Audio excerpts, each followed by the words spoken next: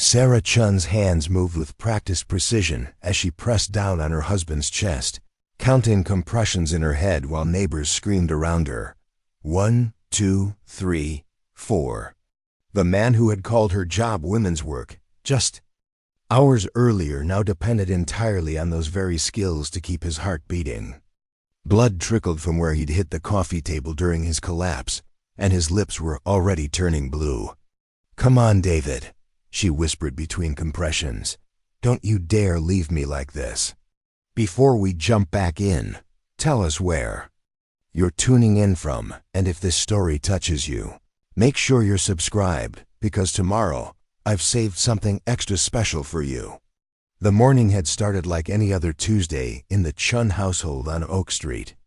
Sarah stood at the kitchen counter in her navy blue scrubs, her long black hair pulled back in a practical bun, sipping coffee from a chipped mug that read, "World's Okayest Nurse." The irony wasn't lost on her anymore. At 28, she had spent the last 6 years working in the intensive care unit at Riverside General Hospital, yet her husband David still treated her career like an expensive hobby. Steam rose from her coffee as she scrolled through her phone, checking the weather and traffic reports. Another 12-hour shift awaited her, starting at 7 in the morning and stretching well into the evening. Her body ached from yesterday's shift, but she had learned to push through the exhaustion. The ICU didn't stop for tired nurses, and patients didn't postpone their emergencies for more convenient times. David appeared in the doorway, adjusting his charcoal gray tie with the confidence of a man who had never doubted his place in the world. At 35, he had worked his way up to senior marketing executive at Walsh & Associates, a prestigious firm downtown that specialized in corporate branding. His salary was nearly double Sarah's, a fact he mentioned with increasing frequency. During their conversations about money, career goals, and their future together. "Coffee's getting cold," Sarah said without looking up from her phone. "I'll grab something from the cafe downstairs at the office," David replied, checking his reflection in the stainless steel refrigerator. "Jennifer wants to meet early about the Morrison account. Big presentation today." Sarah nodded, still scrolling. Jennifer Walsh, David's boss, was a formidable woman in her 50s who had built her marketing empire through ruthless ambition and an unwavering belief that success meant sacrificing everything else. She had never married, had no children, and seemed to view David as her protege in both business and life philosophy. Sarah had met Jennifer exactly twice in the 3 years David had worked there, and both encounters had left her feeling scrutinized and found wanting. "When will you be home?"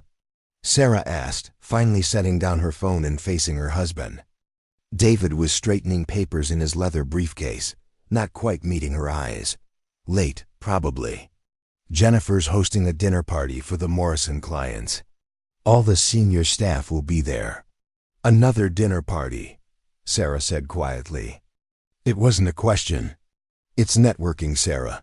You know how important this account is. If we land Morrison, I'm looking at a promotion to regional director. That means a 40% salary increase."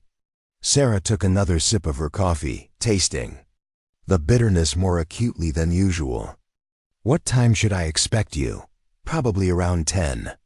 Maybe 11. David finally looked at her, and something in his expression softened slightly. "Look, I know you've been working hard too, but this is different. This is our future we're talking about, real career advancement, not just what, David?" He paused, briefcase in hand, clearly realizing he was about to step into dangerous territory. But David had never been one to back down from a conversation, especially when he believed he was right. "Not just a job that anyone with basic training can do. I mean, Sarah, be realistic.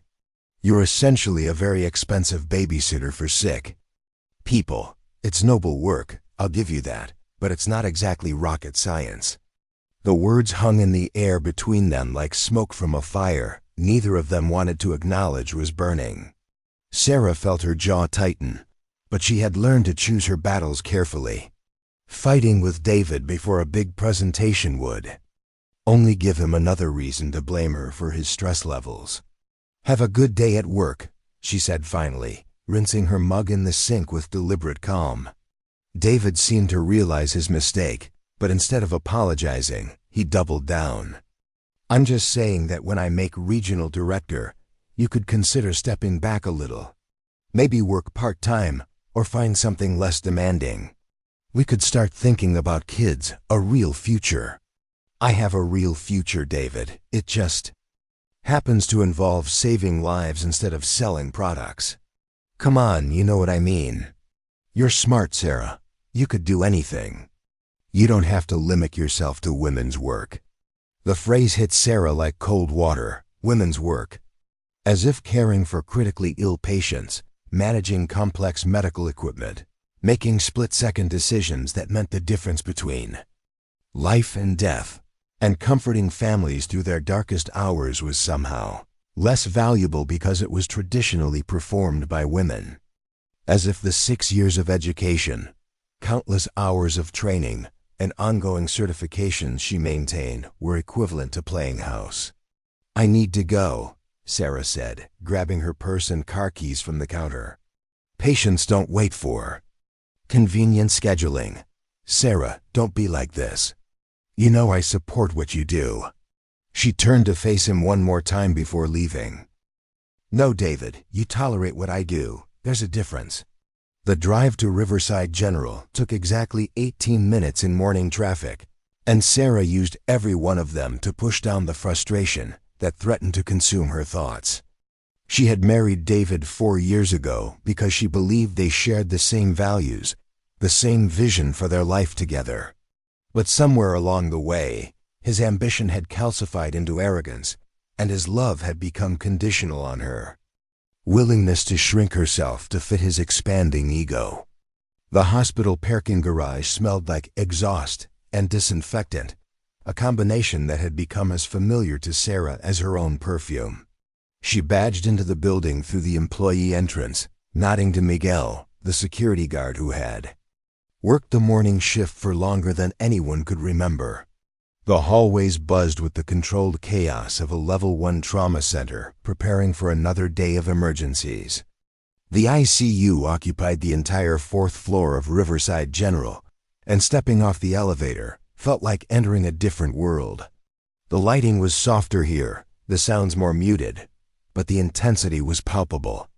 Every room contained someone fighting for their life, and every decision made by the medical staff carried weight that could crush a lesser person. "Morning, Sarah," called Dr. Rebecca Martinez from behind the nurses' station. Rebecca was 34, had been working in critical care for 8 years, and had become both Sarah's supervisor and closest friend at the hospital. She had dark hair streaked with premature silver, laugh lines around her brown eyes, and the kind of unshakable competence that made even the most anxious families feel calmer in her presence. "How was your night off?" Rebecca asked, looking up from a patient chart.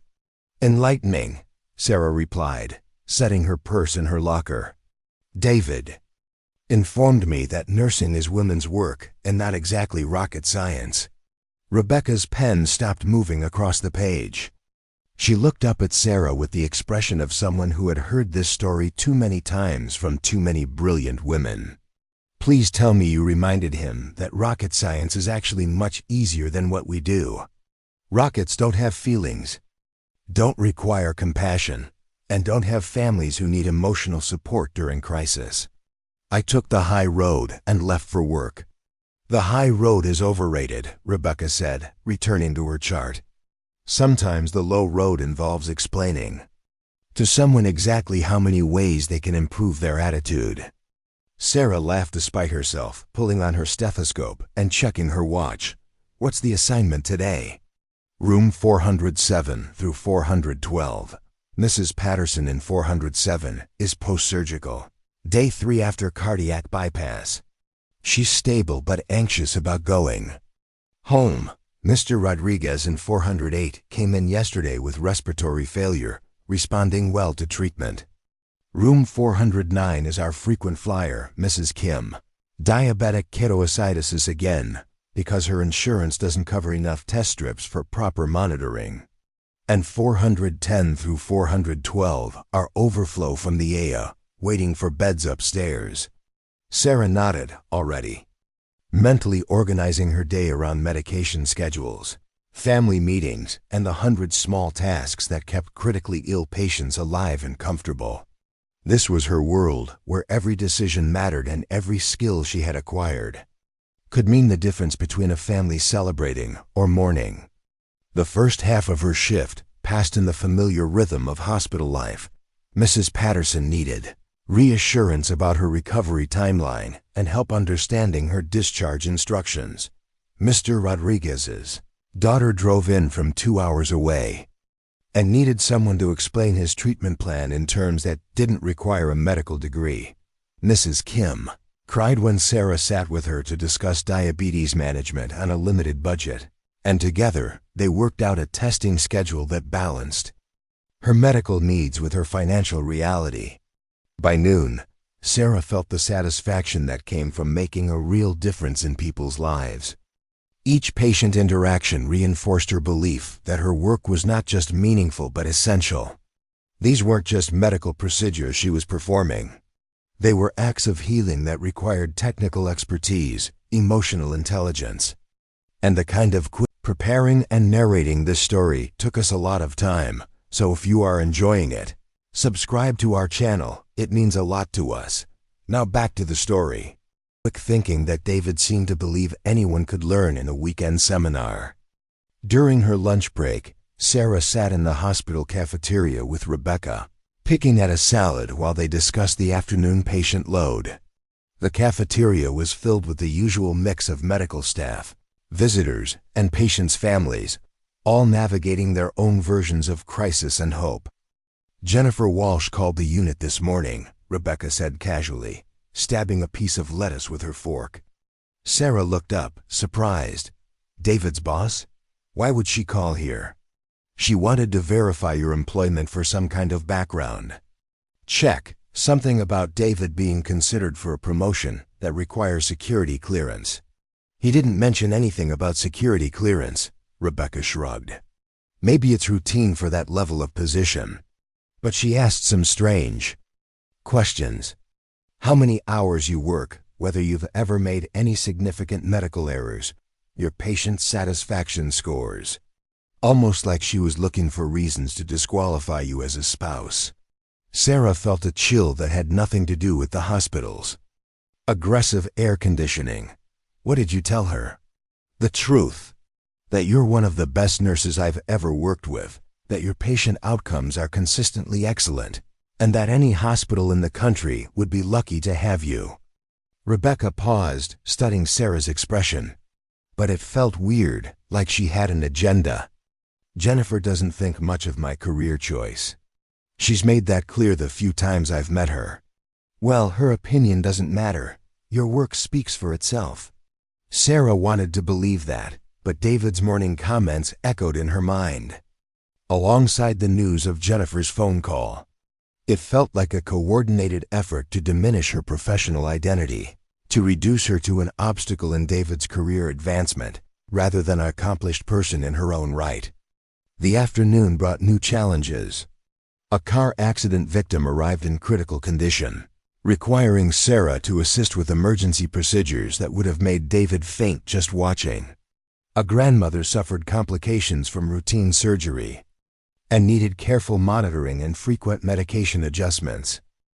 A teenager with a rare genetic condition required specialized care that drew on every piece of training Sarah had received in her 6 years of practice.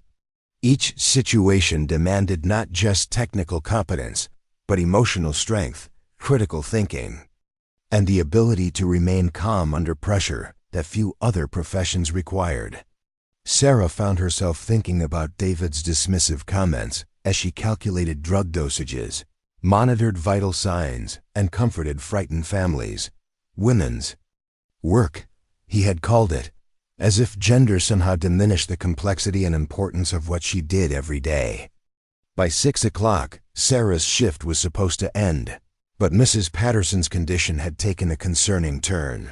And Sarah stayed an extra hour to coordinate with the cardiac team and ensure the proper care plan was in place. When she finally left the hospital, the sun was setting over the city, painting the sky in shades of orange and pink that reminded her why she had chosen to live in this particular corner of the world. The drive home gave her time to think about her conversation with David that morning and Rebecca's news about Jennifer's phone call. Something was building beneath the surface of her marriage, a tension that went beyond simple career disagreement. David's increasing dismissiveness felt calculated, as if he was laying groundwork for some larger conversation about their future that he hadn't yet shared with her. Their house on Oak Street looked peaceful in the evening light, with its neat front garden and freshly painted shutters. David's car was in the driveway, which surprised her since he had said he would be late. As she pulled in beside his BMW, she noticed other cars parked along the street. Expensive models that suggested David's colleagues had joined him at home instead of going to a restaurant. Sarah entered through the front door and immediately heard voices and laughter coming from the dining room. The house smelled like expensive wine and catered food, and she realized that David had moved Jennifer's dinner party to their home without mentioning it to her. She stood in the entry for a moment, still wearing her scrubs, feeling like an intruder in her own house. "Sarah," David's voice carried from the dining room, artificially bright with the enthusiasm of someone who had been drinking. "Come, meet everyone." She had two choices: retreat upstairs and avoid the awkwardness, or face whatever was waiting for her in the dining room. Sarah chose to face it. She walked into the dining room to find David seated at the head of their dining table, surrounded by 5 people she didn't recognize and Jennifer Walsh, who looked exactly as polished and intimidating as Sarah remembered. "Everyone, this is my wife Sarah," David announced, gesturing toward her with his wine glass. "She's just getting home from playing nurse at the hospital." Playing nurse. Sarah felt her cheeks burn with embarrassment and anger, but she managed to smile politely at the group. The other guests looked uncomfortable with David's introduction, but Jennifer's expression was harder to read. "How nice that you're able to pursue your hobbies while David builds his career," Jennifer said smoothly, her smile sharp as a blade. "It must be rewarding to have such a flexible schedule." The conversation that followed would stay with Sarah for the rest of her life, not because of what was said, but because of what it revealed about the man she had married and the woman who was shaping his professional future. David regaled the table with stories about his latest marketing campaigns, while subtly diminishing Sarah's contributions to their household and her professional accomplishments. When someone asked about her work at the hospital, David answered for her, describing nursing as essentially customer service with medical equipment. Sarah excused herself after 20 minutes, claiming she needed to change clothes, but really needing to escape the suffocating atmosphere of condescension and dismissal. As she climbed the stairs to their bedroom, she heard Jennifer's voice carry from the dining room.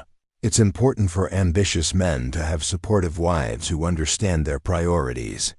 In their bedroom, Sarah sat on the edge of the bed and finally allowed herself to feel the full weight of what was happening. This wasn't just about David's career or Jennifer's influence. This was about fundamental respect, about whether her husband saw her as an equal partner or as an accessory to his ambitions. The answer was becoming painfully clear. She changed into jeans and a sweater, taking her time to compose herself before returning downstairs. The dinner party was winding down, with guests beginning to make polite noises about early morning meetings and long commutes home. Sarah helped clear dishes and made appropriate small talk, playing the role of the supportive wife while internally processing the evening's revelations. As the last guest left and David closed the front door behind them, Sarah stood in their kitchen, still holding a stack of dirty plates, waiting for him to acknowledge what had just happened. The silence stretched between them until David finally spoke. "That went well," he said, loosening his tie. "I think we really impressed them." "We?" Sarah set the plates down carefully. I'm not sure I was part of whatever just happened here. David poured himself another glass of wine from the bottle they had opened for dinner. What's that supposed to mean? You introduced me as someone who plays nurse. You answered questions about my job like I wasn't capable of speaking for myself. You let your boss dismiss my career as a hobby. Come on, Sarah, you're being dramatic. Everyone understood that you have important work. But let's be realistic about priorities here. Whose priorities, David? Because my priority is saving lives. What's yours? David's expression hardened, and Sarah saw a side of him that had been emerging more frequently in recent months. The charming man she had married was still there, but increasingly he was overshadowed by someone ambitious and calculating, someone who had learned to view relationships as strategic rather than emotional. My priority is building a future for us. A real future with financial security and social standing and opportunities for advancement. Your nursing is admirable, but it's not going to pay for the kind of life we want. The kind of life you want, Sarah corrected. I never asked for social standing or financial status symbols. I asked for respect. I do respect you. No, you don't. You respect the idea of me as your supportive wife. You don't respect my education, my skills, my professional accomplishments, or my contributions to our household. You certainly don't. Respect the fact that I save lives every day while you create marketing campaigns for luxury products. David's face flushed, whether from wine or anger, Sarah couldn't tell. There it is. Your superiority complex. You think what you do is so much more important than what I do. I think what I do matters. I think it requires intelligence, training, and skills that not everyone possesses. I think it deserves the same respect you expect for your work. It's women's work, Sarah. It's important. But it's not the same thing as building a career that can support a family. There it was again. Women's work. The phrase that reduced 6 years of education, countless hours of training, and daily life or death decisions to something less valuable because it was performed primarily by women. Sarah felt something shift inside her, a kind of clarity that comes when you finally understand exactly where you stand. I'm going to bed, she said. Quietly, clean up your own dinner party. She left David standing in the kitchen with his wine and his justifications, and she climbed the stairs to their bedroom, knowing that something fundamental had changed between them. She had married a man who claimed to love her, but who fundamentally didn't respect her choices or value her contributions. The question now was what she was going to do about it. Sarah lay in bed that night, staring at the ceiling and listening to David move around downstairs, cleaning up the remnants of a successful evening. She thought about Mrs. Patterson, who had thanked her that morning for explaining her cardiac medications in terms she could understand. She thought about Mr. Rodriguez's daughter, who had hugged her after Sarah helped her navigate the insurance paperwork for her father's treatment. She thought about Mrs. Kim, who had cried tears of relief when Sarah helped her develop a diabetes management plan that wouldn't bankrupt her family. Women's work. Every day, Sarah used her training and expertise to ease suffering, save lives, and help families navigate medical crises that would have destroyed them without professional intervention. Every day, she made decisions that required quick thinking, technical knowledge, and emotional intelligence that few other professions demanded. Every day, she proved that her work was essential, valuable, and deserving of respect. Tomorrow she would return to the ICU and continue doing the work that David dismissed as a hobby. She would continue saving lives while he created marketing campaigns. And she would begin to understand that sometimes the most important battles are fought, not against external enemies, but against the people who claim to love you while systematically undermining your sense of worth.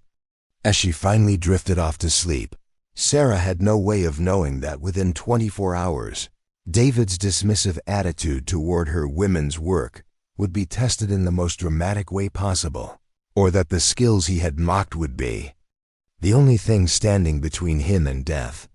The next morning arrived gray and humid, the kind of weather that made Sarah's joints ache before she even got out of bed. She had slept poorly, waking several times to find David's side of the bed empty, then cold when he finally came to bed after midnight.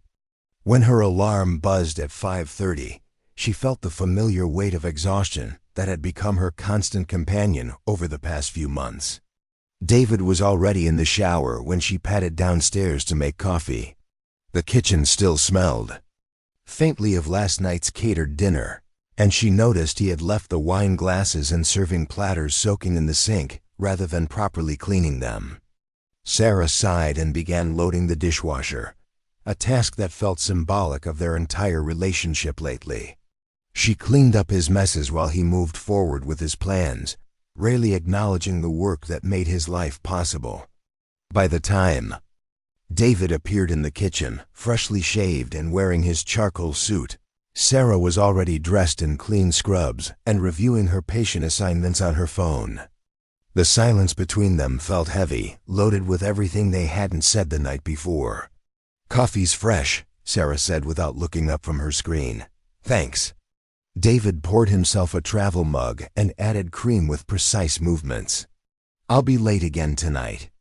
Jennifer wants to debrief about the dinner party and plan our next steps for the Morrison account."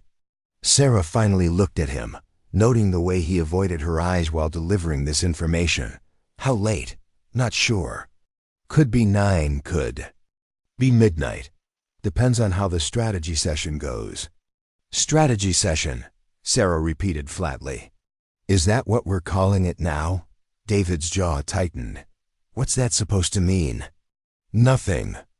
Just wondering when you'll have time to discuss our strategy session about this marriage." "Sarah, don't start. I don't have time for another fight this morning. I'm not starting anything. I'm trying to finish something we should have discussed years ago." David finally met her gaze, and Sarah saw irritation there rather than the concern or love she had hoped for. "Can we table this until after the Morrison deal closes? I need to focus on what's important right now." "What's important?"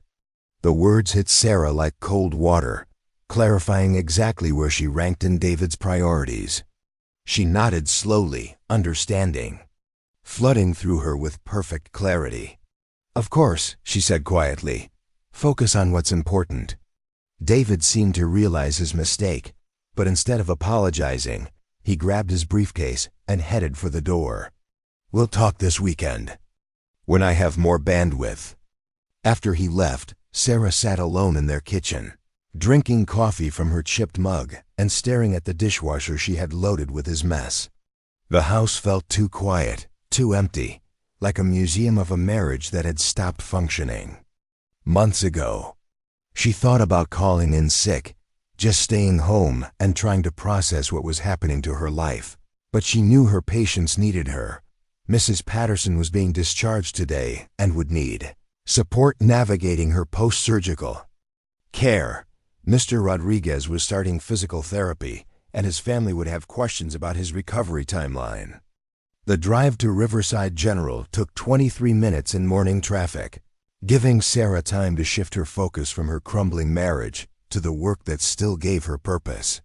The hospital parking garage was already busy with the early shift change, and she found herself surrounded by colleagues who greeted her with genuine warmth and respect.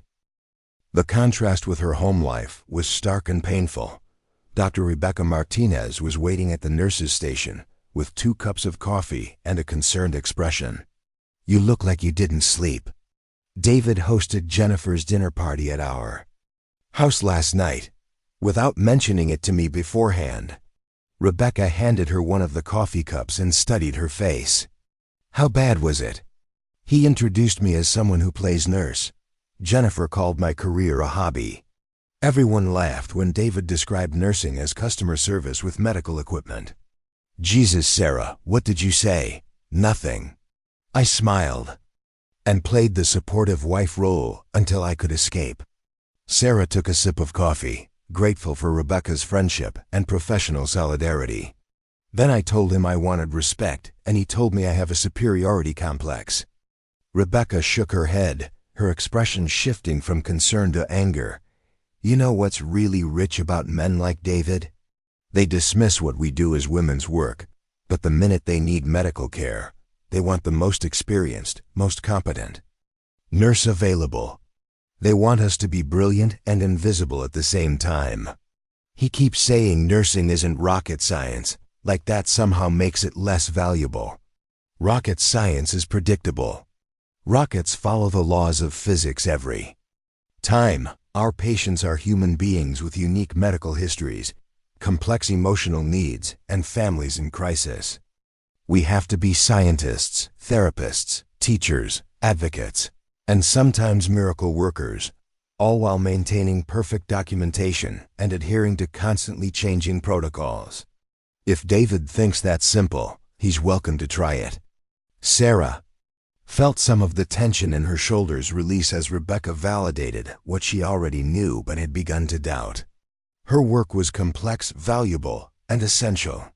The fact that her husband couldn't see that said more about his limitations than hers. The morning passed quickly as Sarah immersed herself in patient care.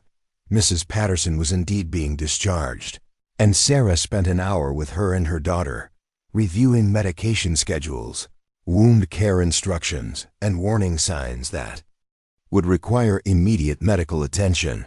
Mrs. Patterson had tears in her eyes as she thanked Sarah for the care and compassion she had shown throughout her hospital stay. "You saved my life," Mrs. Patterson said, gripping Sarah's hand. "Not just medically, but emotionally. You made me feel like a person instead of just a case number." The words hit Sarah like a balm on a wound she hadn't realized was still bleeding. This was why she had chosen nursing, why she had spent 6 years in school and countless hours in continuing education. This was the impact David couldn't see. When he reduced her career to women's work, Mr. Rodriguez was progressing well with his physical therapy, and his daughter brought Sarah a homemade lunch as a thank you for helping them navigate the insurance paperwork and treatment planning. "My father says you're an angel," the daughter told her. "He says you treated him with more kindness than he expected from strangers." Sarah thought about David's description of her work as customer service and felt the irony burn in her chest. Yes, there was a service component to nursing, but it was service to humanity, service to healing, service to families in their most vulnerable moments. It required technical expertise, emotional intelligence, and moral courage that few other professions demanded. During her lunch break, Sarah received a text from David that simply read, "Working lunch with Morrison team. Home very late tonight." No apology for the previous evening. No acknowledgement of their morning conversation. Just information delivered like a weather report. Sarah stared at the message for a long moment, then deleted it without responding. The afternoon brought new challenges that required every skill Sarah had developed in her 6 years of practice. A motorcycle accident victim arrived with multiple injuries, requiring careful monitoring and coordination with the trauma surgery team.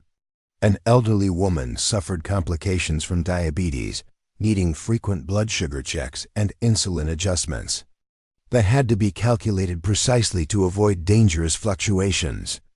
A middle-aged man recovering from a stroke required patient encouragement and skilled assessment as he struggled to regain basic functions.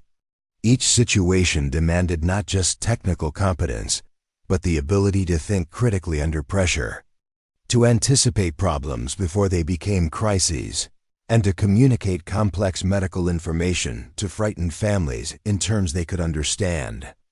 Sarah found herself mentally cataloging the skills she used throughout the day, building a case against David's dismissive attitude that she would probably never get to present. By 4 o'clock, Sarah was exhausted but satisfied with the care she had provided. Her patients were stable, their families were informed and supported, and she had prevented several potential complications through careful observation and quick intervention. As she updated patient charts and prepared for the evening shift, she felt the familiar sense of accomplishment that came from work well done.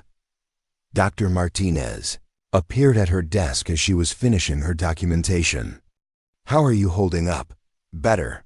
Being here helps. It reminds me that what I do matters, even if David can't see it.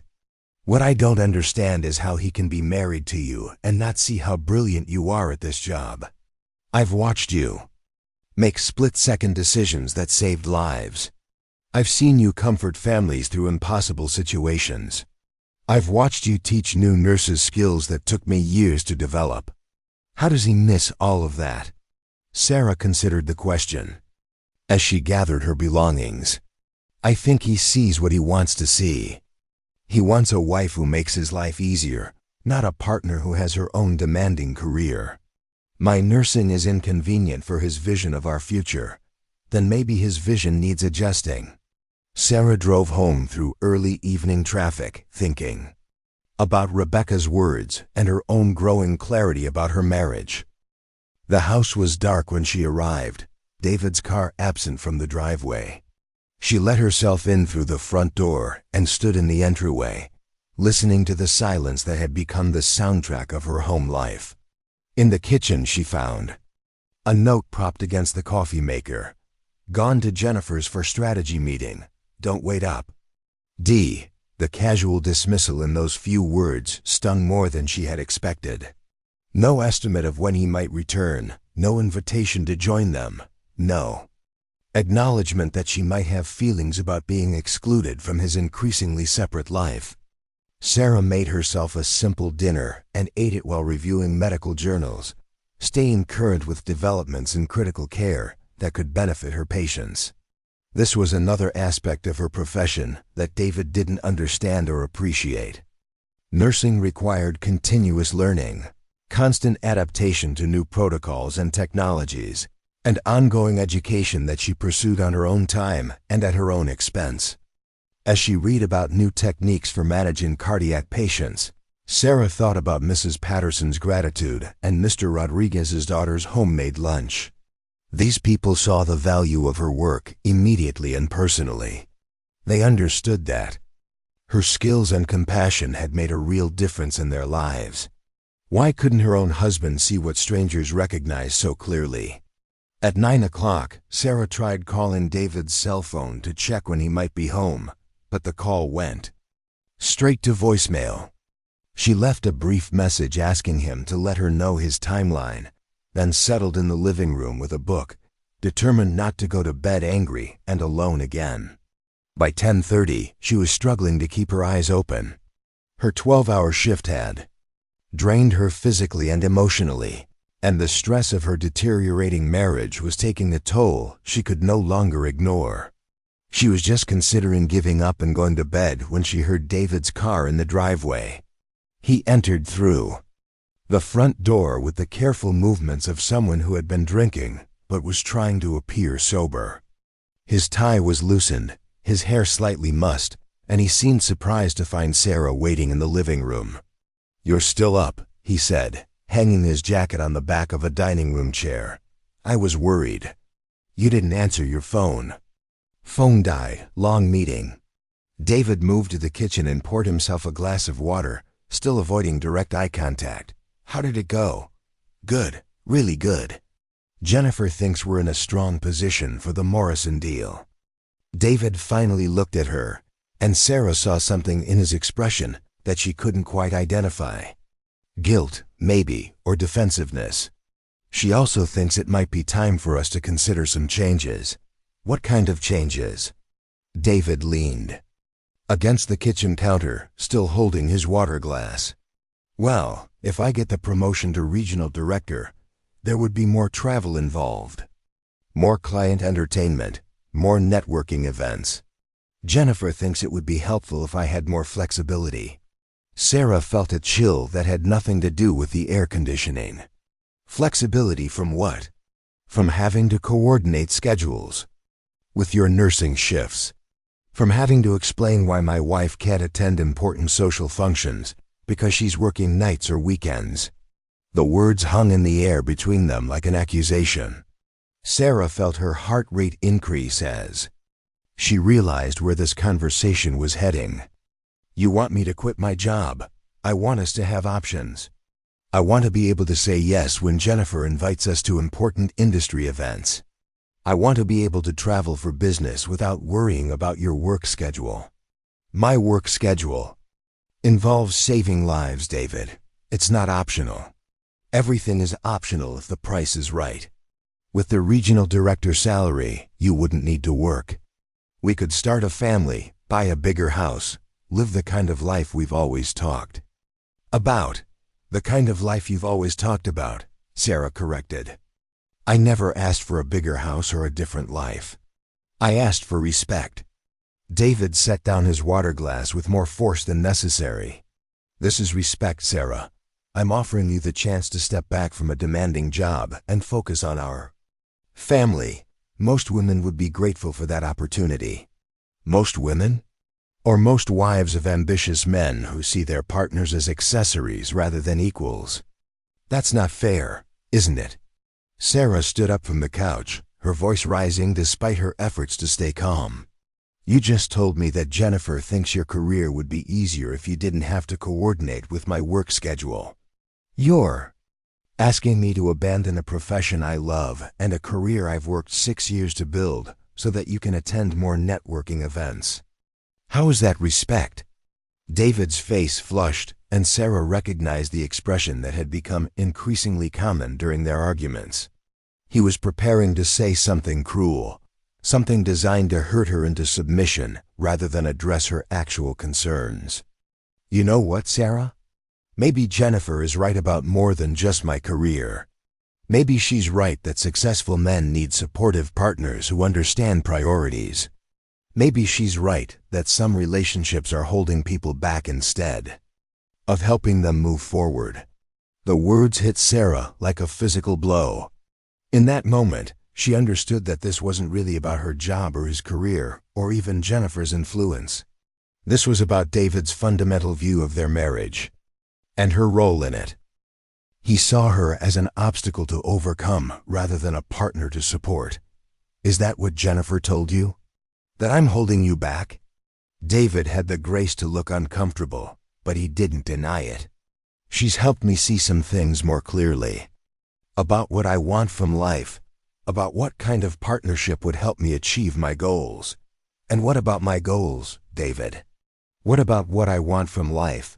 What do you want, Sarah? Really?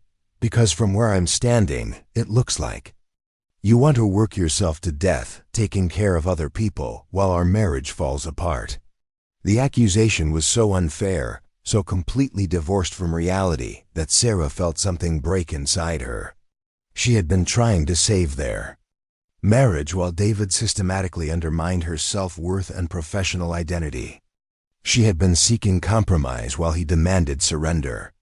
I want a husband who sees me as an equal. I want a partner who respects my education and values my contributions. I want someone who understands that my work is important and meaningful, not just a hobby that interferes with his social calendar. And I want a wife who supports my ambitions instead of competing with them. I'm not competing with your ambitions, David. I'm trying to maintain my own identity while you systematically erase it. They stared at each other across their kitchen, both breathing hard, both realizing that they had crossed a line from which there might be no return. Sarah saw her husband clearly for perhaps the first time in years, ambitious, selfish, and fundamentally unable to see her as anything other than a reflection of his own needs and desires. I'm going to bed, she said finally. Sleep in the guest room tonight. I need space to think. Sarah, we don't have to make any decisions right now. Just think about what I'm offering. I know exactly what you're offering, David. The question is whether you understand what you're asking me to give up. Sarah climbed the stairs to their bedroom, closed the door, and sat on the edge of the bed with her head in her hands. Her marriage was disintegrating. Her husband was asking her to abandon her career, and she felt more alone than she had ever felt in her life. But underneath the pain and confusion, she felt something else, a growing determination not to let David's limitations define her worth. Tomorrow she would return to the ICU and continue doing the work that gave her life meaning. She would care for patients who needed her skills and expertise. She would make decisions that mattered and use her training to ease suffering and save lives. She would prove to herself, if not to David, that her work was valuable and essential.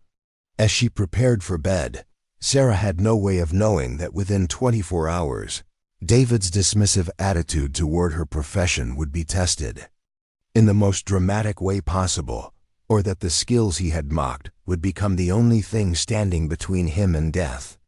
She had no way of knowing that the very expertise he had reduced to women's work would soon be the most important thing in his world. The following evening started like any other weeknight in the Chen household.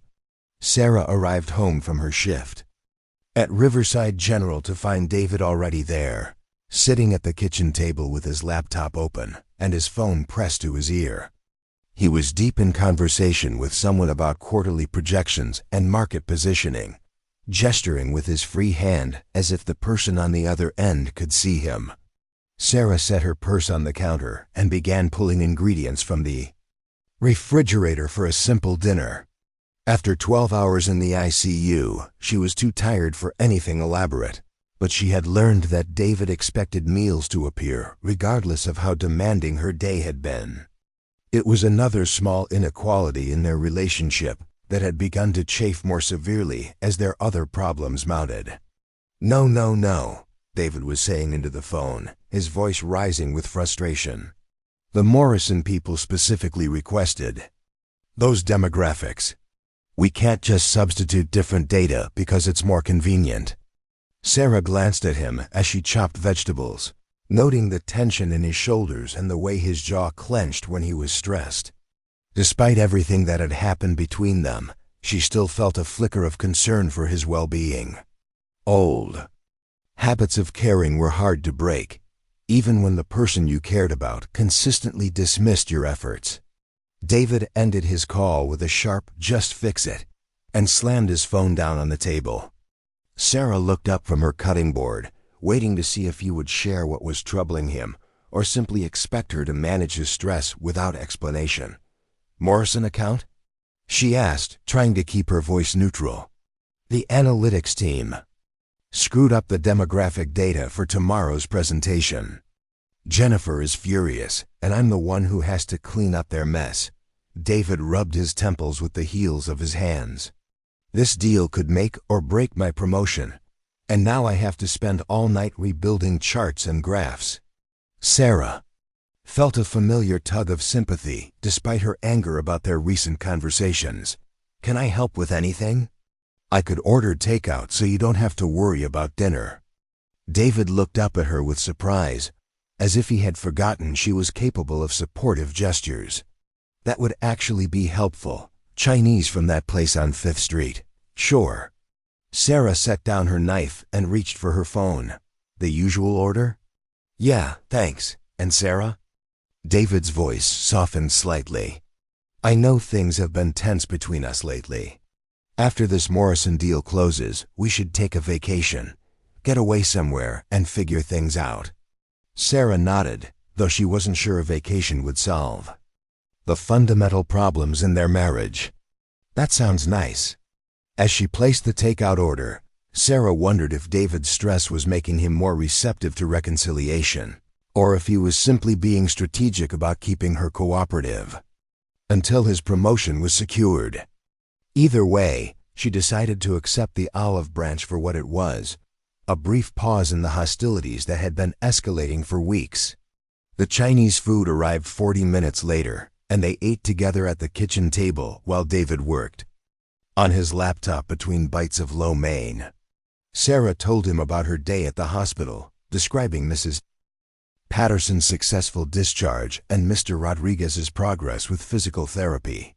For a few minutes, it felt almost like the early days of their marriage, when David had seemed genuinely interested in her work and proud of her accomplishments. "You're really good at what you do," David said suddenly, looking up from his screen. "I know I don't always say that, but I see how much your patients mean to you." The unexpected compliment caught Sarah off guard. "Thank you, that means a lot. I just wish it didn't have to be so demanding. The long hours, the emotional stress, the physical toll. Sometimes I worry about you." Sarah studied his face, trying to determine whether this was genuine concern or another attempt to persuade her to leave nursing. It can be demanding, but it's also rewarding in ways that are hard to explain. I know, and I respect that. I really do. I just think there are other ways you could make a difference in people's lives. Ways that wouldn't require you to sacrifice so much of yourself. Before Sarah could respond, David's phone rang. He glanced at the caller ID and grimaced. "Jennifer, I have to take this." The conversation that followed lasted nearly an hour, with David pacing around the kitchen while discussing strategy revisions and presentation timelines. Sarah cleaned up their dinner and retreated to the living room with a book, but she could hear fragments of the conversation that confirmed her suspicions about Jennifer's influence on David's thinking.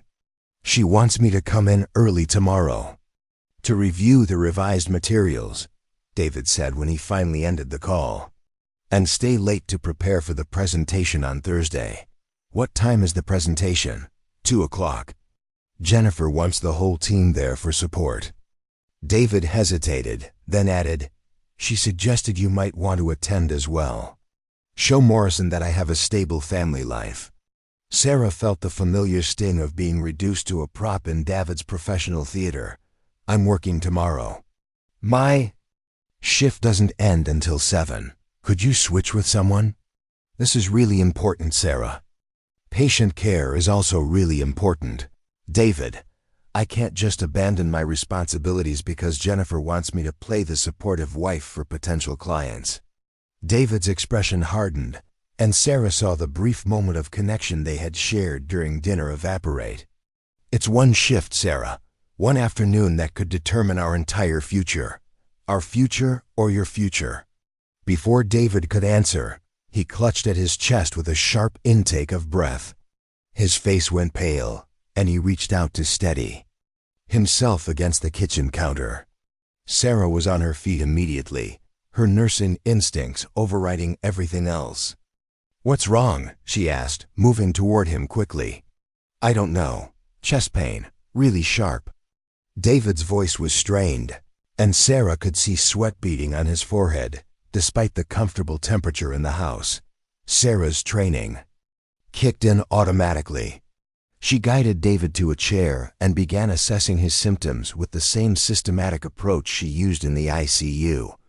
"How severe is the pain on a scale of 1 to 10? 8, maybe 9. It feels like someone is crushing my chest. Is it radiating anywhere? Down your arm, into your neck or jaw?" David nodded, his breathing becoming more labored. "Left arm, and my jaw feels weird, like it's tight." Sarah felt her heart rate spike as she recognized the classic symptoms of a heart attack. At 35, David was young for cardiac events, but stress, poor diet, and family history could make anyone vulnerable. She reached for her phone to call 911 while continuing to monitor his condition.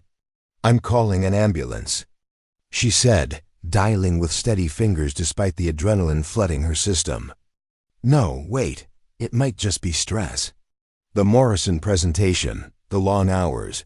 Maybe I just need to rest." "David, these are textbook heart attack symptoms. We're not taking any chances." As Sarah spoke to the 911 dispatcher, providing David's symptoms and their address, she simultaneously began implementing the cardiac emergency protocols she had performed hundreds of times at work.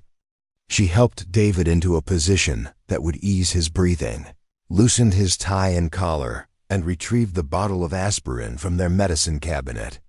"Chew this," she said, placing an aspirin in his palm. "It will help if this is cardiac." Related, David's condition deteriorated rapidly over the next few minutes.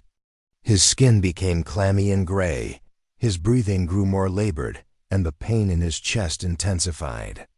Sarah monitored his pulse, which was becoming irregular and weak, while keeping the 911 dispatcher informed of his changing condition. "The ambulance is still 8 minutes out," the dispatcher told her. "Continue monitoring his breathing and be prepared to start CPR if he loses consciousness." "Copy that," Sarah replied, her voice steady despite the fear that was threatening to overwhelm her. This was her husband, the man she had shared 4 years of marriage with, and he was having a heart attack in their kitchen while she watched. Helplessly, David looked up at her with eyes wide with fear and pain. "Sarah, I can't breathe. Something's really wrong." "I know, baby. Help is coming. Just focus on staying calm and breathing slowly."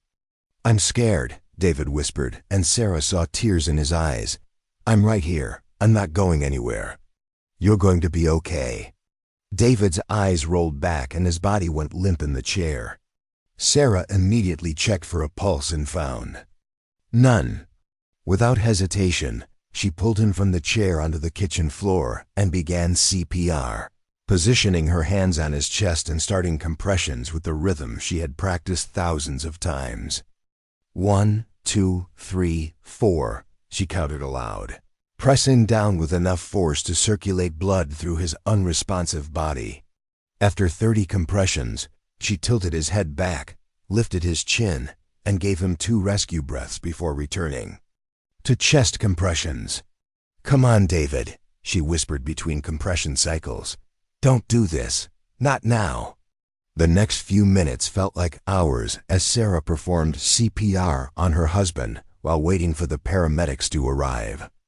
Her arms ached from the repetitive motion, her back burned from bending over David's prone form, but she never stopped the compressions that were keeping him alive.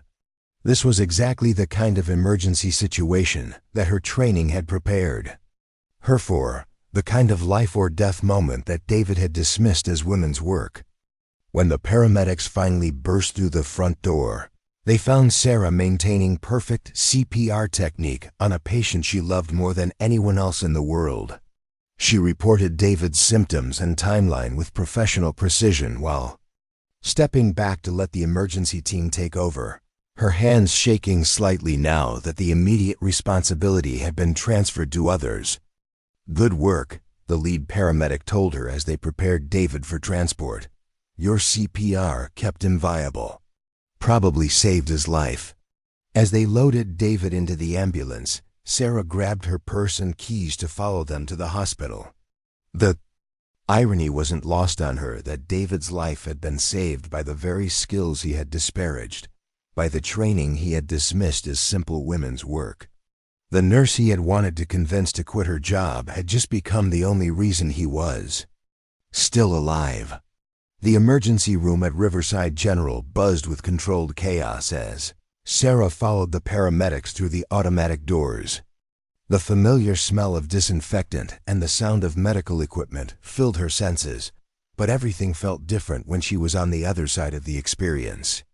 Instead of being the healthcare provider, she was now the terrified family member watching her husband disappear behind curtains while strangers took over his care.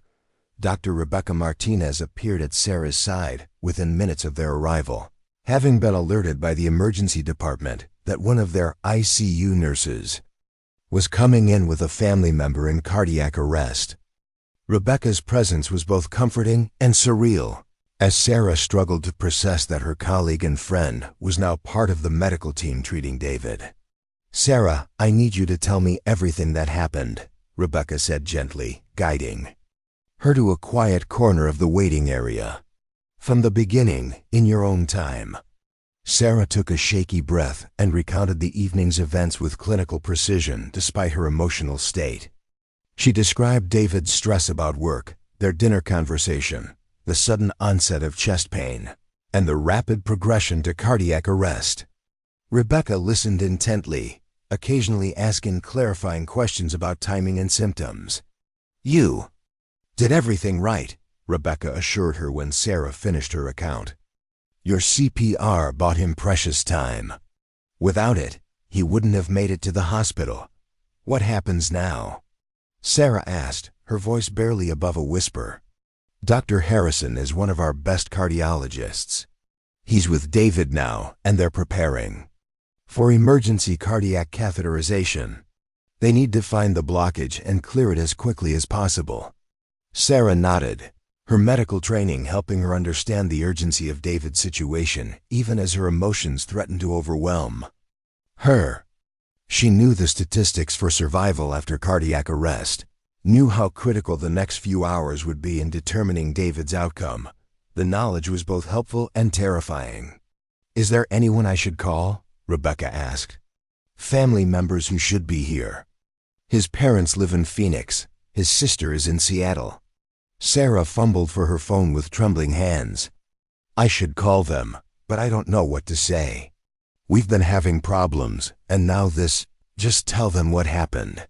They need to know, regardless of your personal situation." Sarah spent the next hour making difficult phone calls while pacing the hospital corridors she knew so well. David's mother cried on the phone and immediately began making arrangements to fly in from Arizona. His sister promised to catch the first available flight from Seattle. Both conversations were awkward and painful as Sarah tried to explain David's condition while navigating the tension that had existed between her and his family since their wedding. David's parents had never fully approved of Sarah's career, viewing it as evidence that she wasn't properly focused on supporting their son's ambitions. His sister Jennifer, ironically sharing a name with David's boss, had often made comments about Sarah being too independent and career-focused for marriage. Now Sarah was calling them to report that their son and brother had suffered a massive heart attack, and she was the one who had kept him alive until professional help arrived. While Sarah was making phone calls, her own phone began ringing with calls from colleagues at the hospital who had heard about David's admission. Word traveled fast in medical settings, and several of her fellow nurses reached out to offer support and assistance. The contrast between her work family's immediate compassion and David's family's complicated dynamics was striking and emotionally overwhelming. Dr. Harrison emerged from the cardiac unit after what felt like an eternity, but was actually 90 minutes. He was a tall, distinguished man in his 50s with kind eyes and the calm demeanor that came from years of delivering life-changing news to frightened families. Sarah had worked with him many times in the ICU and respected his expertise and bedside manner. "Mrs. Chen," Dr. Harrison said, settling into the chair beside her in the family conference room. "Your husband had what we call a massive anterior wall myocardial infarction. In layman's terms, a major heart attack affecting the front wall of his heart." Sarah nodded, her medical knowledge filling in the details that Dr. Harrison was diplomatically omitting. An anterior wall, was serious, often causing significant damage to the heart muscle and carrying a higher risk of complications. We were able to clear the blockage in his left anterior descending artery using balloon angioplasty and placed 2 stents to keep the vessel open. The procedure went well, but there was some damage to the heart muscle during the time it was deprived of oxygen. "How much damage?" Sarah asked, though she wasn't sure she wanted to hear the answer. "We'll know more over the next few days as we monitor his heart function. Right now, he's stable but critical. He's sedated and on a ventilator to give his heart time to recover from the trauma." Sarah felt tears threatening for the first time since the crisis began. Throughout the emergency, her training had kept her focused and functional, but now the reality of David's condition was sinking in. Her husband, the man who had dismissed her medical expertise just hours earlier, was alive only because of her quick thinking and professional skills. "Can I see him?" she asked. "Of course. He's in the cardiac ICU on the 5th floor. You know the way." Walking into the cardiac ICU as a visitor rather than a nurse was one of the most disorienting experiences of Sarah's life. The unit where she worked was just 2 floors below, but the cardiac ICU had a different energy, focused specifically on heart patients in various stages of recovery and crisis.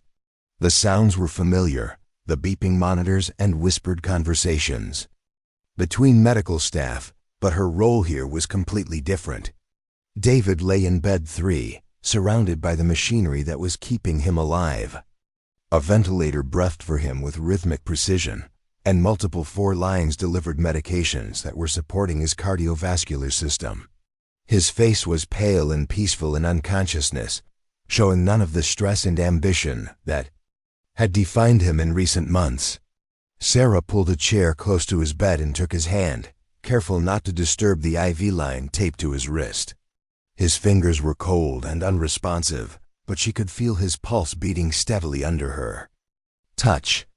The monitor above his bed displayed his vital signs in real time, and Sarah found herself reading them with professional interest, even as she struggled with personal emotions. "I'm here," she whispered, though she wasn't sure if he could hear her. "You're going to be okay. The doctors fixed the blockage, and your heart is going to heal." As she sat beside David's bed, Sarah found herself reflecting on the events that had brought them to this moment. Just hours earlier, they had been arguing about her career and his expectations for their marriage. David had been dismissive of her work, frustrated by her commitment to nursing, and influenced by his boss's opinion that Sarah's profession was somehow incompatible with his professional success. Now David's life had been saved by exactly the skills and knowledge he had disparaged. The CPR training that was part of her nursing education had kept him alive during the critical minutes before paramedics arrived. Her ability to recognize cardiac symptoms had led to the early intervention that might have prevented even more severe damage to his heart. Her medical background had enabled her to provide accurate information to the emergency responders and hospital staff, facilitating his treatment. The irony was profound and painful. The woman's work that David had wanted her to abandon had literally saved his life. The expertise he had dismissed as simple customer service had been the difference between survival and death.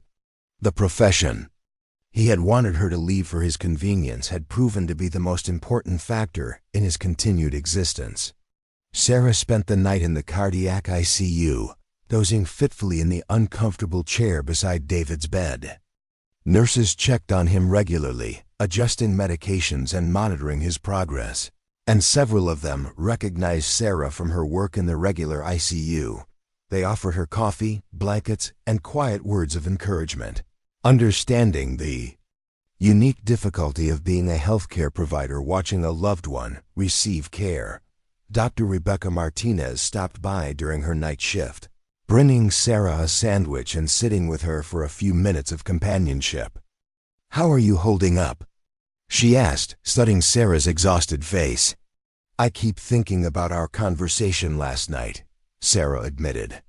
"About David wanting me to quit nursing, about Jennifer's influence on his thinking, and now, his life was saved by your nursing skills," Rebecca finished gently. "The universe has a sense of irony. I don't want him to feel guilty about what happened. I don't want this to become some kind of vindication of my career choices. I just want him to recover and for us to figure out how to move forward." Rebecca nodded thoughtfully. Major health events like this often change people's perspectives. Not always, but often. The question is whether David will be able to see past his preconceptions and recognize what really matters. By morning, David's condition had stabilized enough for the medical team to begin reducing his sedation. Dr. Harrison explained that they would gradually wake him up over the next few hours, monitoring his neurological function and ability to breathe independently. Sarah remained at his bedside, wanting to be the first face he saw when he regained consciousness. David's parents arrived on a flight from Phoenix just as he was beginning to show signs of waking up. Margaret and Robert Chen were both in their 60s, well-dressed and clearly affluent, with the bearing of people accustomed to having their concerns taken seriously. They rushed into the cardiac ICU with obvious anxiety and immediately began questioning Sarah about David's condition and treatment. "What exactly happened?" Margaret demanded, her voice sharp with worry and barely contained accusation. "David is young and healthy. Heart attacks don't just happen to people like him." Sarah explained the events of the previous evening, while Margaret and Robert listened with expressions that grew increasingly troubled. She could see them processing not just David's medical crisis, but also the marital problems she was obligated to mention in order to provide context for his stress levels. "You've been having marriage problems?" Robert asked, his tone suggesting that Sarah was somehow responsible for David's heart attack. "We've been working through some differences about career priorities," Sarah replied diplomatically, not wanting to engage in a detailed discussion of their relationship while David was fighting for his life just a few feet away. David mentioned that you've been resistant to supporting his career advancement, Margaret said, her voice cold with judgment. "Maybe this is a wake-up call about what's really important." Before Sarah could respond to this unfair characterization, David's eyes fluttered open. The movement was slight, but Sarah noticed it immediately and reached for the call button to alert his nurse.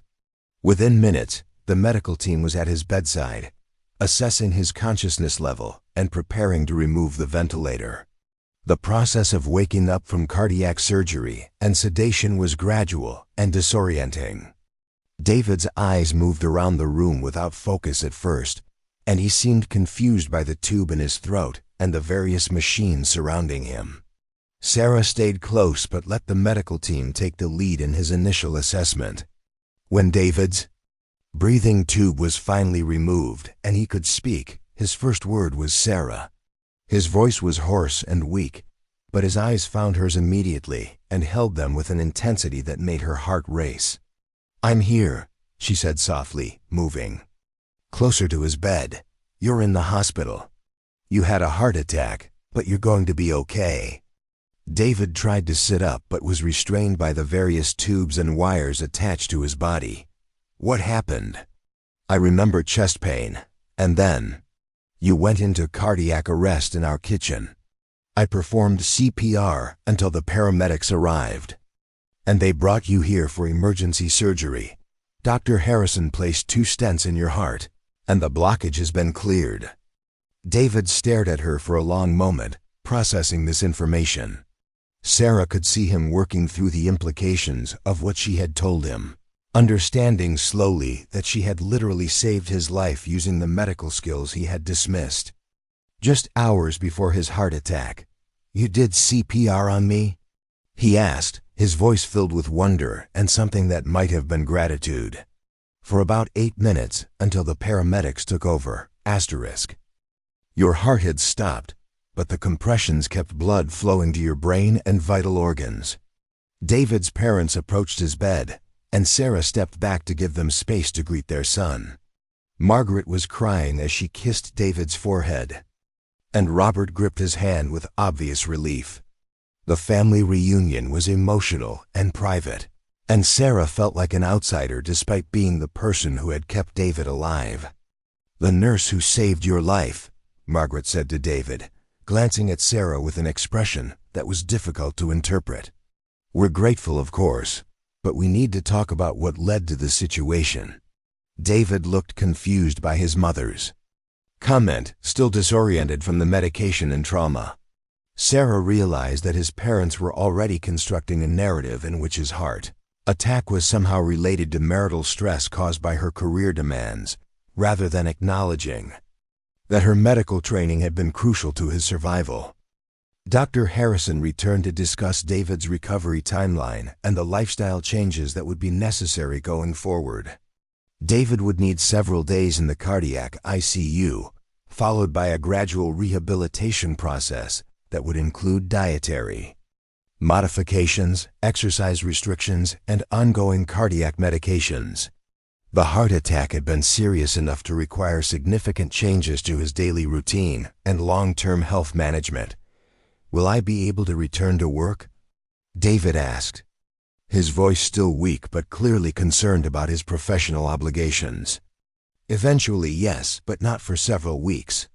And when you do return, you'll need to make some adjustments to manage stress and workload. High-pressure careers like yours can be risk factors for additional cardiac events." Sarah saw David process this information with obvious distress. The Morrison presentation that had been causing him so much anxiety was scheduled for the following day, and he was clearly struggling with the reality that he would miss this crucial career opportunity. "I need to call Jennifer," he said urgently. She needs to know what happened, and someone else will have to handle the Morrison presentation. I'll take care of that, Sarah offered. You need to focus on recovering. No, I should call her. Myself, she have questions about the timeline, about when I can return to work. Sarah felt a familiar frustration with David's priorities, but she understood that his concern about work was partly a way of avoiding the deeper implications of what had happened to him, facing his mortality and the changes required for his recovery would be a gradual process, and focusing on immediate professional concerns might be his way of maintaining some sense of control. Over the next few hours, Sarah watched David interact with his parents, his medical team, and eventually with Jennifer Walsh, who called to express her concern and discuss the Morrison situation. Throughout these conversations, Sarah noticed that David consistently downplayed the severity of his condition and avoided mentioning the role her medical training had played in his survival. When Jennifer asked how long he expected to be away from work, David estimated a week rather than the several weeks Dr. Harrison had recommended. When his parents asked about the circumstances of his heart attack, he focused on work stress rather than acknowledging the marital tension that had preceded his medical crisis. And when colleagues called to check on his condition, he described his recovery as routine rather than admitting how close he had come to death. Sarah began to realize that David was not ready to confront the full reality of what had happened, including the fact that his dismissive attitude toward her career had been proven dramatically wrong. The man who had called nursing women's work was alive because his wife was a skilled medical professional, but he seemed unable or unwilling to acknowledge this irony. As the day wore on and David's condition continued to improve, Sarah found herself caught between relief at his recovery and frustration with his inability to recognize what had really saved his life. She had performed flawless CPR on her husband while he was dying in their kitchen, but he seemed more concerned about missing a business presentation than about thanking the woman whose skills had given him the chance to worry about presentations at all. The cognitive dissonance was exhausting and emotionally draining.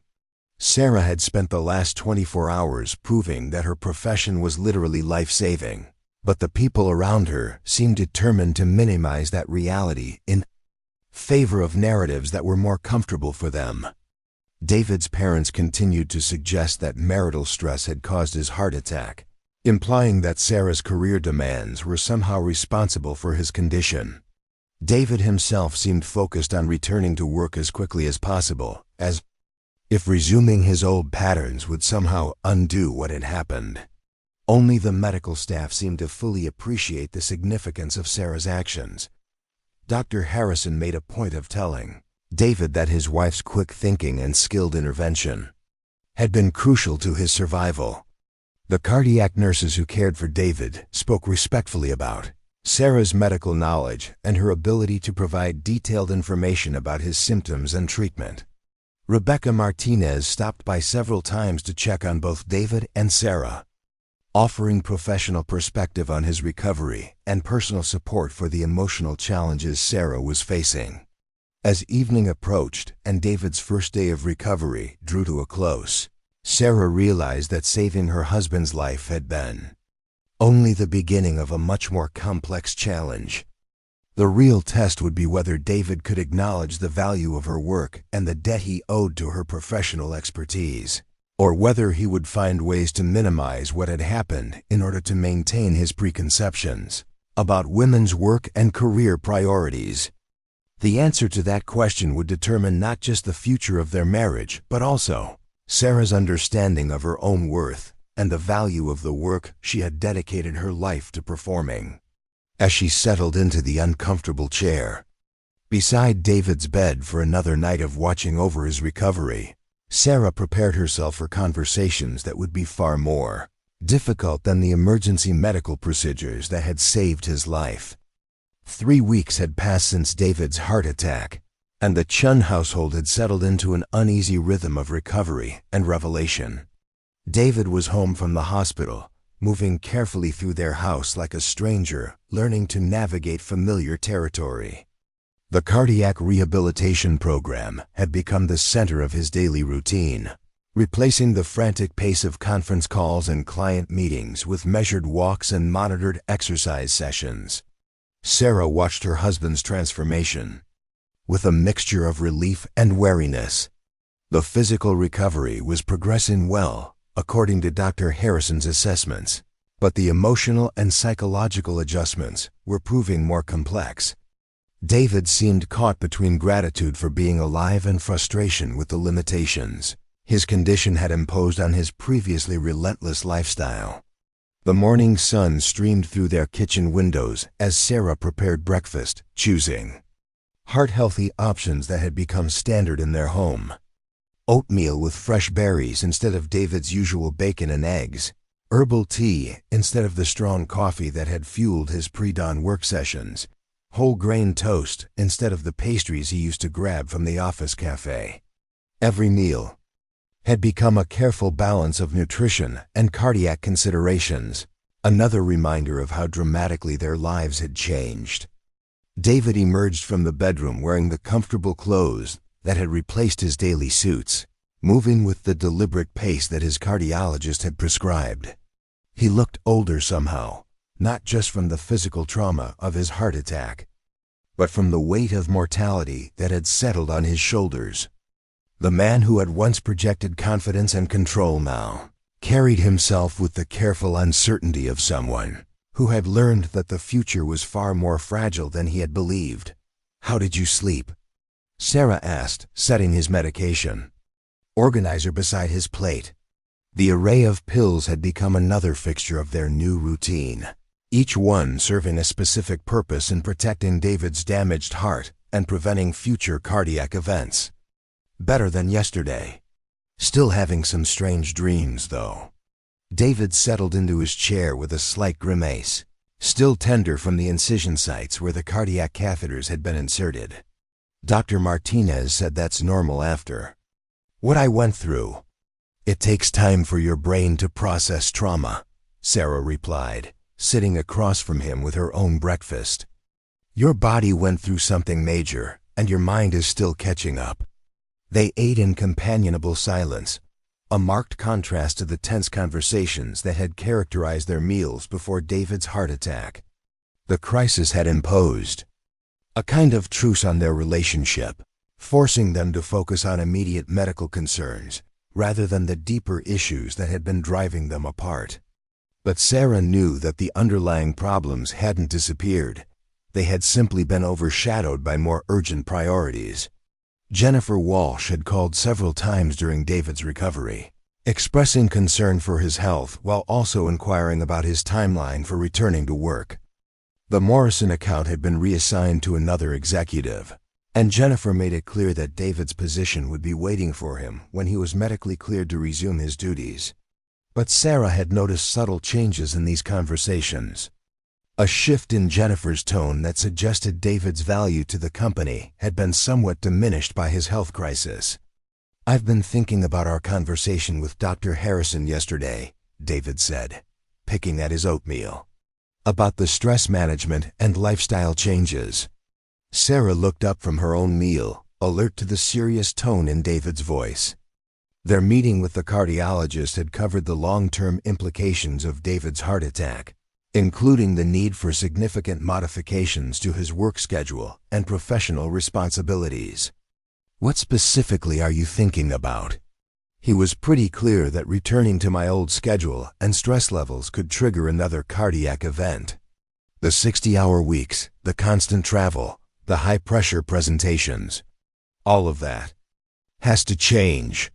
Sarah nodded, remembering Dr. Harrison's blood assessment that David's previous lifestyle had been unsustainable for someone with his cardiac condition. The cardiologist had recommended a maximum 40-hour work week, regular stress management techniques, and the elimination of the kind of intense deadline pressure that had defined David's career.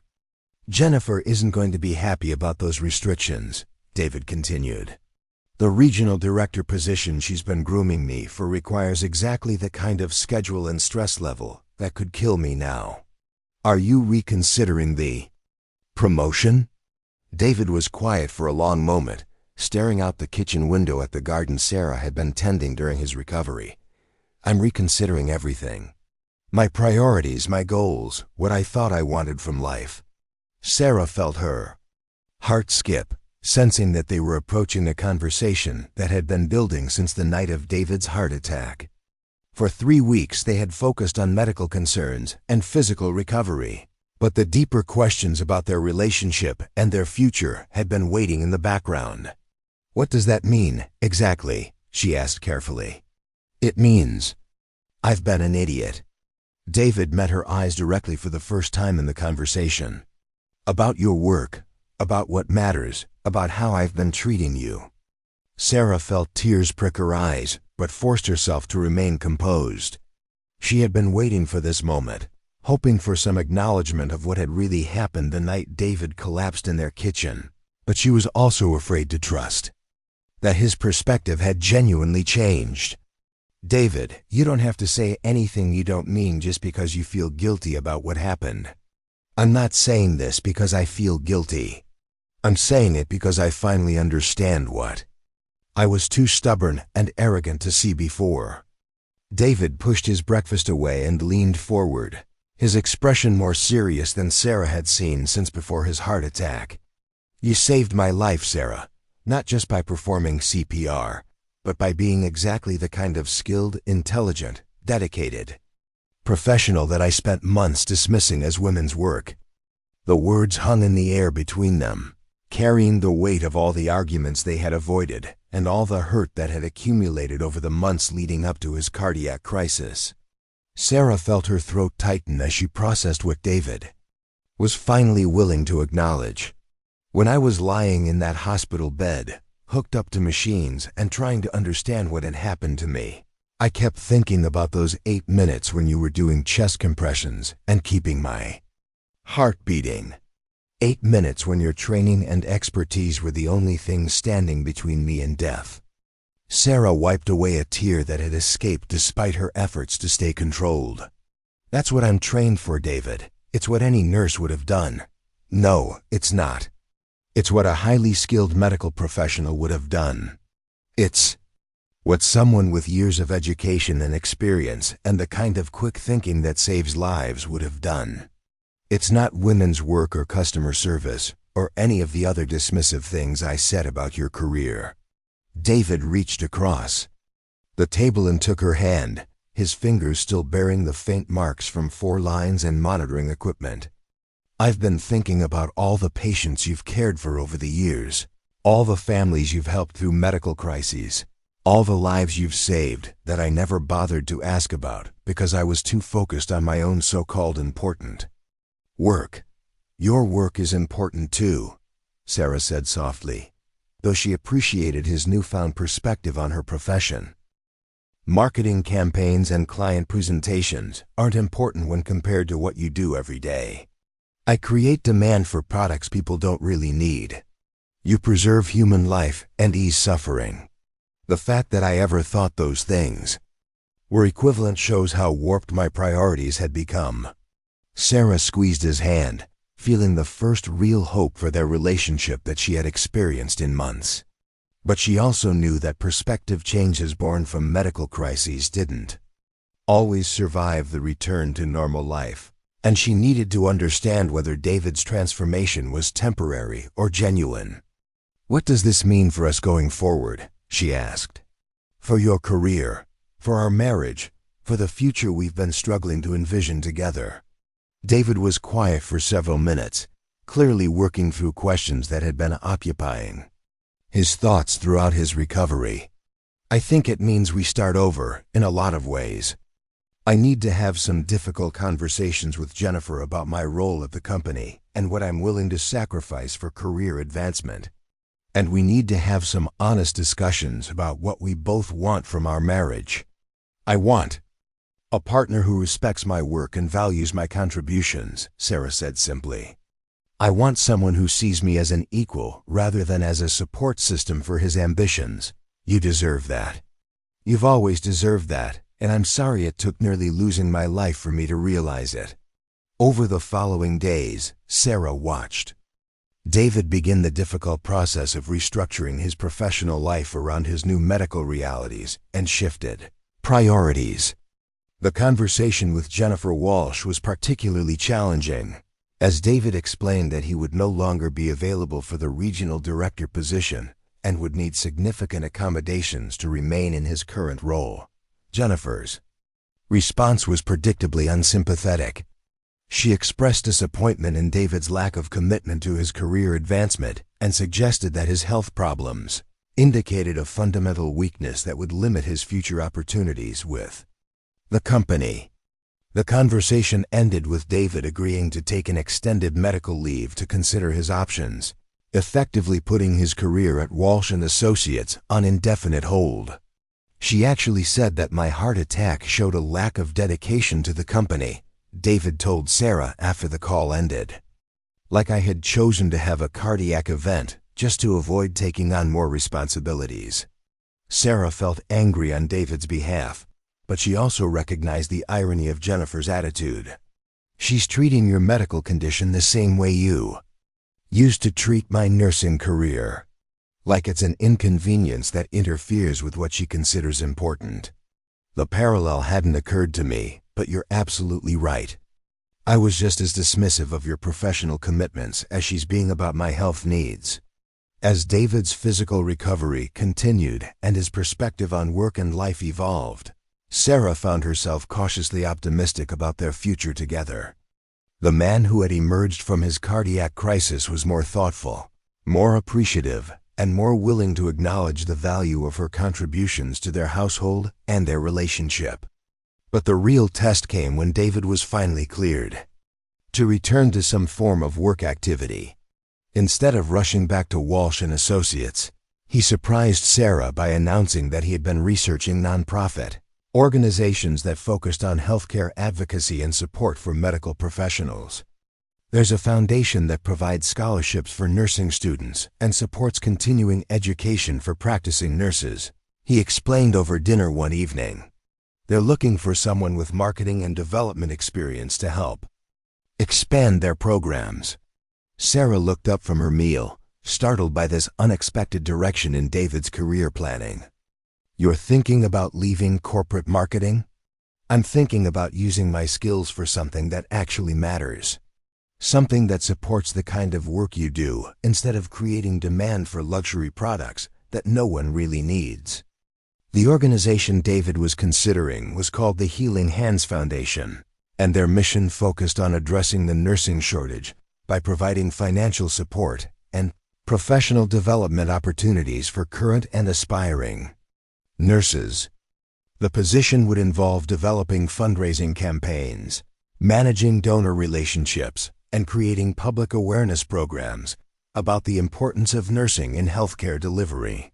The salary would be about 60% of what I was making at Walsh & Associates, David continued. But the work schedule would be sustainable for my cardiac condition, and I'd be contributing to something meaningful instead of just chasing profit margins. Sarah felt overwhelmed by the magnitude of David's proposed career change. After months of arguing about her dedication to nursing and his dismissive attitude toward healthcare workers, he was considering dedicating his professional life to supporting her profession. "David, you don't have to completely overhaul your career just to prove that you respect my work. I appreciate the gesture, but I want you to make decisions based on what you genuinely want to do, not on guilt about what happened between us." "This isn't about guilt," David replied earnestly. "It's about finally understanding what kind of work gives life meaning. I spent years creating marketing campaigns for products I didn't care about, working for people who valued profit over everything else, pursuing goals that ultimately felt empty. My heart attack forced me to confront the fact that I was wasting my talents on things that didn't matter." Over the next several weeks, David researched the nonprofit sector extensively and had multiple conversations with leaders at the Healing Hands Foundation.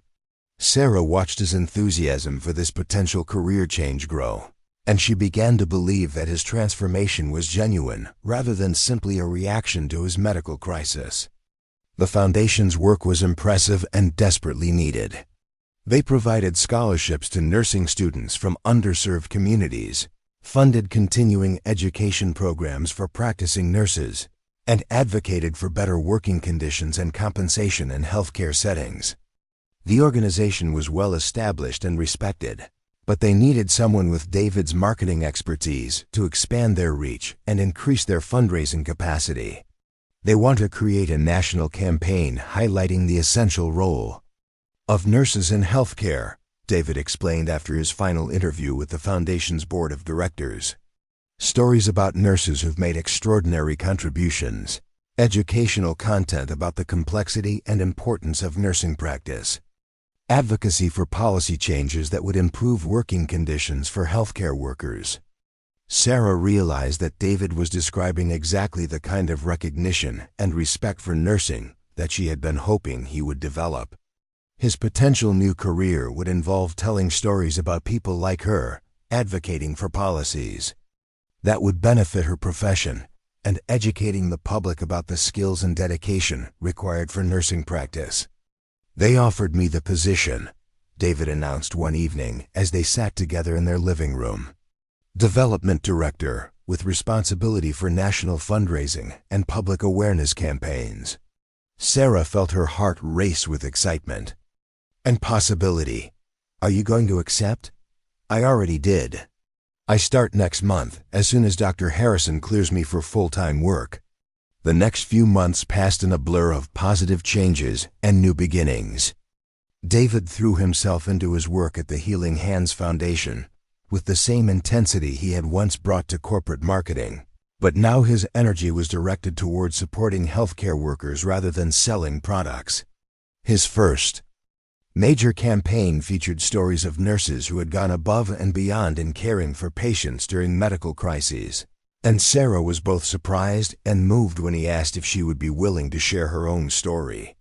"Not the story about saving my life," David clarified when Sarah looked hesitant. "The story about your daily work in the ICU, about what it takes to care for critically ill patients and support families through medical emergencies. The public needs to understand that nursing isn't just about following doctors' orders or providing basic comfort care. It's about making complex medical decisions, using advanced technology, and literally holding people's lives in your hands." Sarah agreed to participate in the campaign, and her story became part of a multimedia presentation that was distributed to healthcare organizations, educational institutions, and policymakers across the country. The response was overwhelmingly positive, with many viewers commenting that they had never fully understood the scope and complexity of nursing practice. The campaign's success led to increased funding for nursing scholarships and helped pass legislation that improved staffing ratios and working conditions in several states.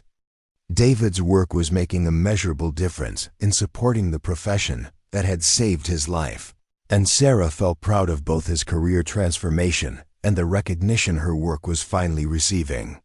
Their marriage also underwent a profound transformation during this period. The crisis that had nearly destroyed their relationship ultimately became the foundation for a stronger and more equitable partnership. David's newfound respect for Sarah's career translated into practical support for her professional development, including funding for her to pursue advanced certifications and attend national nursing conferences. More importantly, David began approaching their relationship as a true partnership rather than expecting Sarah to subordinate her goals to his ambitions. He took on more responsibility for household management, scheduled his work commitments around Sarah's nursing shifts, and consistently demonstrated that he valued her contributions to their marriage and their community. On the one-year anniversary of David's heart attack, they returned to the cardiac ICU at Riverside General to visit the medical team that had saved his life. Dr. Harrison marveled at David's recovery and the positive lifestyle changes he had maintained throughout the year. The nursing staff was impressed by his career change and his dedication to supporting their profession. It's not often that we see someone's life change so dramatically after a cardiac event, Dr. Harrison observed. During David's follow-up appointment, usually, people promise to make changes during their recovery, but then gradually return to their old patterns once they're feeling better. You've maintained the modifications that keep you healthy while also finding work that gives you purpose. I learned that being successful at the wrong things isn't really success at all, David replied. And I learned that the person I was married to was already successful at things that actually matter. I just needed to stop being too arrogant to see it. As they left the hospital that day, Sarah reflected on the journey that had brought them. From the edge of divorce to a marriage stronger than anything they had shared before David's heart attack. The crisis had forced them to confront fundamental questions about respect, partnership, and the value of different kinds of work. Sarah's nursing career, which David had once dismissed as women's work, had literally saved his life and subsequently transformed his understanding of what constituted meaningful professional contribution. The skills he had mocked as simple customer service had proven to be complex, essential, and worthy of both personal gratitude and professional support. The story of their marriage's transformation became part of David's presentations for the Healing Hands Foundation, illustrating how personal experience could change perspectives on healthcare workers and the importance of their contributions to society. Sarah occasionally joined him for these presentations, sharing her own perspective on the challenges and rewards of nursing practice. Their story resonated with audiences across the country, particularly with healthcare workers who had experienced similar dismissive attitudes from family members, friends, or society in general. Many nurses reached out to thank Sarah for articulating the complexity and importance of their work, and several mentioned that her story had helped their own families better understand and respect their career choices. David's heart attack had been a medical emergency that nearly cost him his life, but it had also been a wake-up call that saved their marriage and redirected both of their lives toward more meaningful purposes.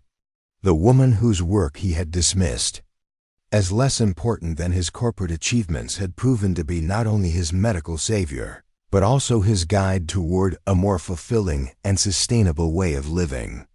As they settled into their transformed life together, Sarah often thought about the night when David had collapsed in their kitchen and she had performed CPR on the man who had spent months diminishing her professional worth. In that moment, there had been no question about the value of her training or the importance of her skills. There had been only the immediate need to save a life, and she had done exactly what she had been educated and trained to do. The recognition and respect that followed David's recovery were gratifying, but Sarah knew that her work had always been valuable, regardless of whether others appreciated it. The patients she cared for in the ICU needed her expertise whether or not her husband understood the complexity of nursing practice. The families she supported through medical crises benefited from her skills whether or not society properly valued healthcare workers. David's transformation was meaningful and important, but it was also a reminder that Sarah's worth as a professional and as a person had never depended on his recognition. She had been saving lives and making a difference long before he learned to appreciate her contributions, and she would continue doing so regardless of how others perceived her work. The heart attack that had nearly ended David's life had ultimately taught them both essential lessons about respect, partnership, and the true meaning of important work. It had shown them that success measured only in financial terms was hollow, that dismissing others' contributions diminished everyone involved, and that the most meaningful careers were often those dedicated to serving others rather than pursuing personal advancement. Their story became a testament to the possibility of genuine change and growth, even in relationships that seemed irreparably damaged. It demonstrated that crisis could become opportunity, that near tragedy could lead to profound transformation, and that sometimes the most important lessons came from the people we thought we already knew completely.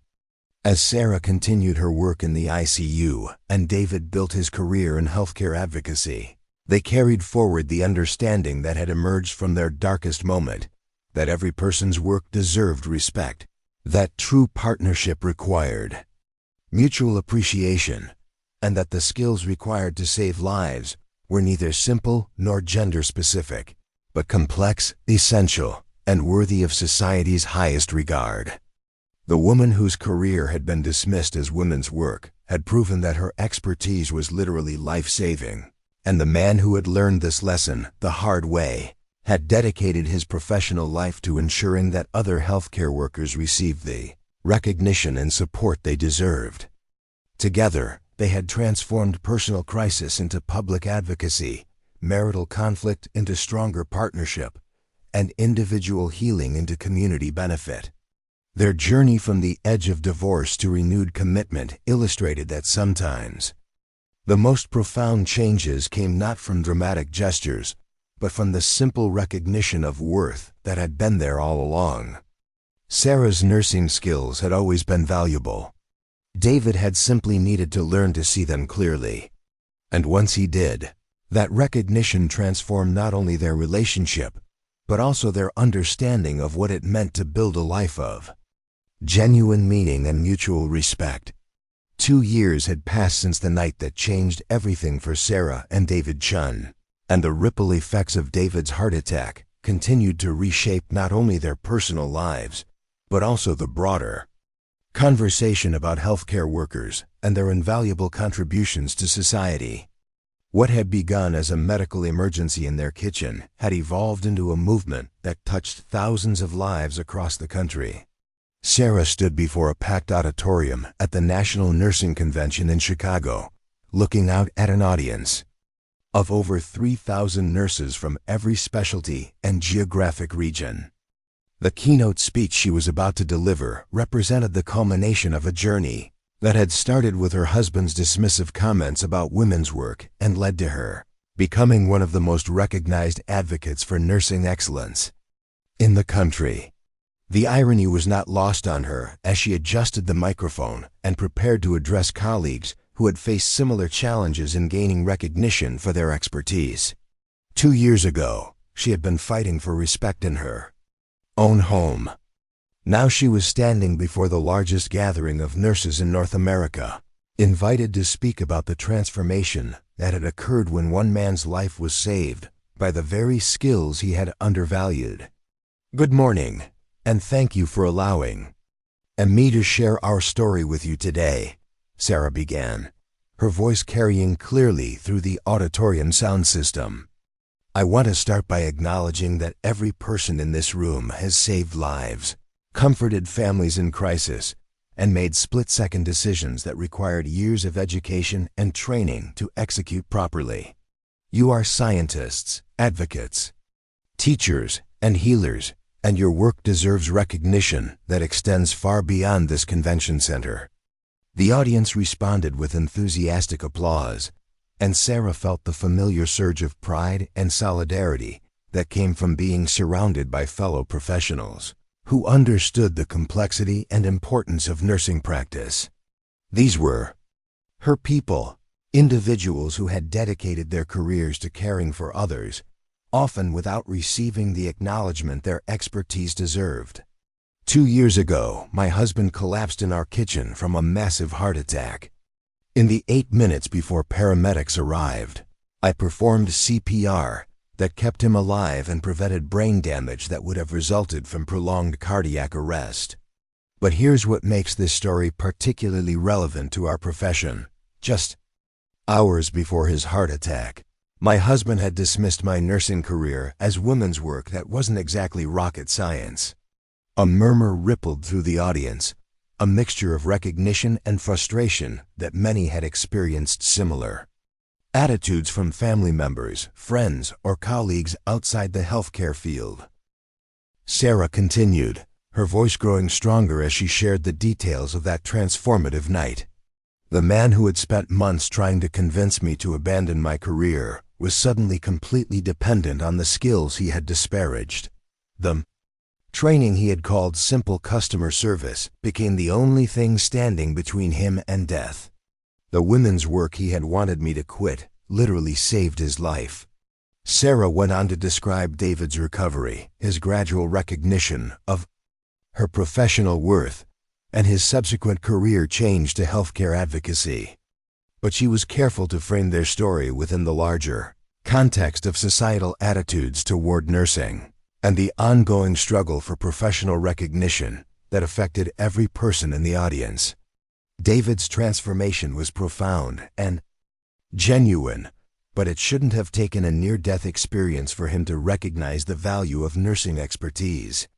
How many of you have family members who still don't understand what you actually do at work? How many of you have been asked why you didn't become a doctor instead, as if nursing were a stepping stone rather than a destination? How many of you have had your professional judgment questioned by people who couldn't perform basic life support if their own family members needed it? Hands throughout the auditorium rose in response to Sarah's questions, and she saw nodding heads and knowing expressions that confirmed her suspicions about the widespread nature of these challenges. The nursing profession continued to struggle with public perception issues that affected everything from recruitment and retention to compensation and workplace autonomy. The Healing Hands Foundation, where my husband now works as development director, has conducted extensive research on public attitudes toward nursing, and the results are both encouraging and frustrating. While nearly 90% of survey respondents say they trust nurses and value their contributions to healthcare, fewer than 30% can accurately describe what nurses actually do in their daily practice. Sarah shared statistics about the nursing shortage, the increasing complexity of patient care, and the advanced education requirements that many people outside healthcare didn't understand. She spoke about the leadership roles that nurses played in healthcare systems, the research they conducted to improve patient outcomes, and the advocacy work they performed to protect vulnerable populations. We are not assistants to physicians, though we work collaboratively with doctors to provide comprehensive care. We are not glorified waitresses, though we do attend to patient comfort and dignity. We are not simply following orders, though we do implement treatment plans developed by healthcare teams. We are independent professionals with our own scope of practice, our own areas of expertise, and our own responsibilities for patient safety and outcomes. The audience responded with sustained applause, and Sarah felt the energy in the room shift as her words resonated with nurses who had spent their careers educating others about the true nature of their work. She continued by describing specific examples of nursing expertise that had emerged from her husband's foundation work. Stories of nurses who had prevented medical errors, advocated for policy changes, and developed innovative approaches to patient care. Last month, I met a pediatric ICU nurse in Denver who developed a pain assessment tool for nonverbal children that has been adopted by hospitals across the country. Her research and clinical expertise led to better pain management for thousands of young patients, but when she tells people at social gatherings that she's a nurse, they usually ask if she's planning to go back to school to become a real doctor. Sarah shared similar stories of nurses whose contributions to healthcare innovation, patient safety, and quality improvement had been overlooked or minimized because of persistent misconceptions about nursing practice. She spoke about emergency room nurses who had developed triage protocols that saved lives, oncology nurses who had created support programs that improved cancer patients' quality of life, and public health nurses who had designed prevention programs that reduced disease transmission in underserved communities. These accomplishments represent the true scope of nursing practice, but they're often invisible to the general public and even to some of our own family members. We need to change that narrative, not just for our own professional satisfaction, but because accurate understanding of nursing expertise is essential for healthcare policy, workforce planning, and public health outcomes. Sarah then shifted her focus to the personal impact of recognition and respect on nursing retention and job satisfaction. She cited research showing that nurses who felt valued and respected by their families and communities were more likely to remain in the profession and less likely to experience burnout and compassion fatigue. When my husband finally understood what I actually did at work, it changed not only our marriage but also my own sense of professional identity. Having someone close to me truly appreciate the complexity and importance of my work made me feel more confident in my clinical decision-making and more committed to advancing my own expertise through continuing education.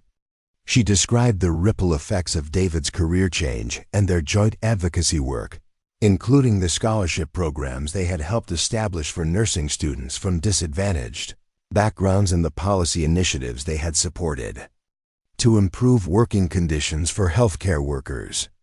Their personal transformation had become a platform for systemic change that benefited the entire profession. The Healing Hands Foundation has now provided scholarships to over 500 nursing students, funded continuing education for more than 2,000 practicing nurses, and supported legislation that has improved staffing ratios and workplace safety in 12 states. But the most important impact has been changing the conversation about what nurses do and why their work matters. Sarah shared examples of the Foundation's public awareness campaigns, which had reached millions of people through social media, traditional advertising, and educational partnerships with schools and community organizations. The campaigns featured real nurses telling their own stories about the challenges and rewards of their profession, helping to dispel myths and misconceptions that had persisted for decades. We've learned that personal stories are the most effective way to change attitudes about nursing. When people hear about the nurse who caught a medication error that could have killed a patient, or the nurse who provided emotional support that helped a family through the worst day of their lives, or the nurse who developed a new technique that improved outcomes for surgical patients, they begin to understand that nursing is both an art and a science that requires exceptional skill and dedication. The Foundation's work had also extended to supporting nurses' families and helping them understand the importance and complexity of nursing practice. They had developed educational materials for spouses, children, and parents of nurses, helping family members appreciate the challenges their loved ones faced and the expertise they brought to their work. We created a program called Understanding Nursing, specifically for nurses' family members, because we realized that support at home was crucial for professional satisfaction and retention. The program includes hospital tours, meetings with nurse educators, and presentations about the scope of nursing practice. The feedback has been overwhelmingly positive, with many family members expressing surprise at the complexity and responsibility involved in nursing care. Sarah described her own family's participation in the program, including David's parents, who had initially blamed her career for their son's stress levels and heart attack.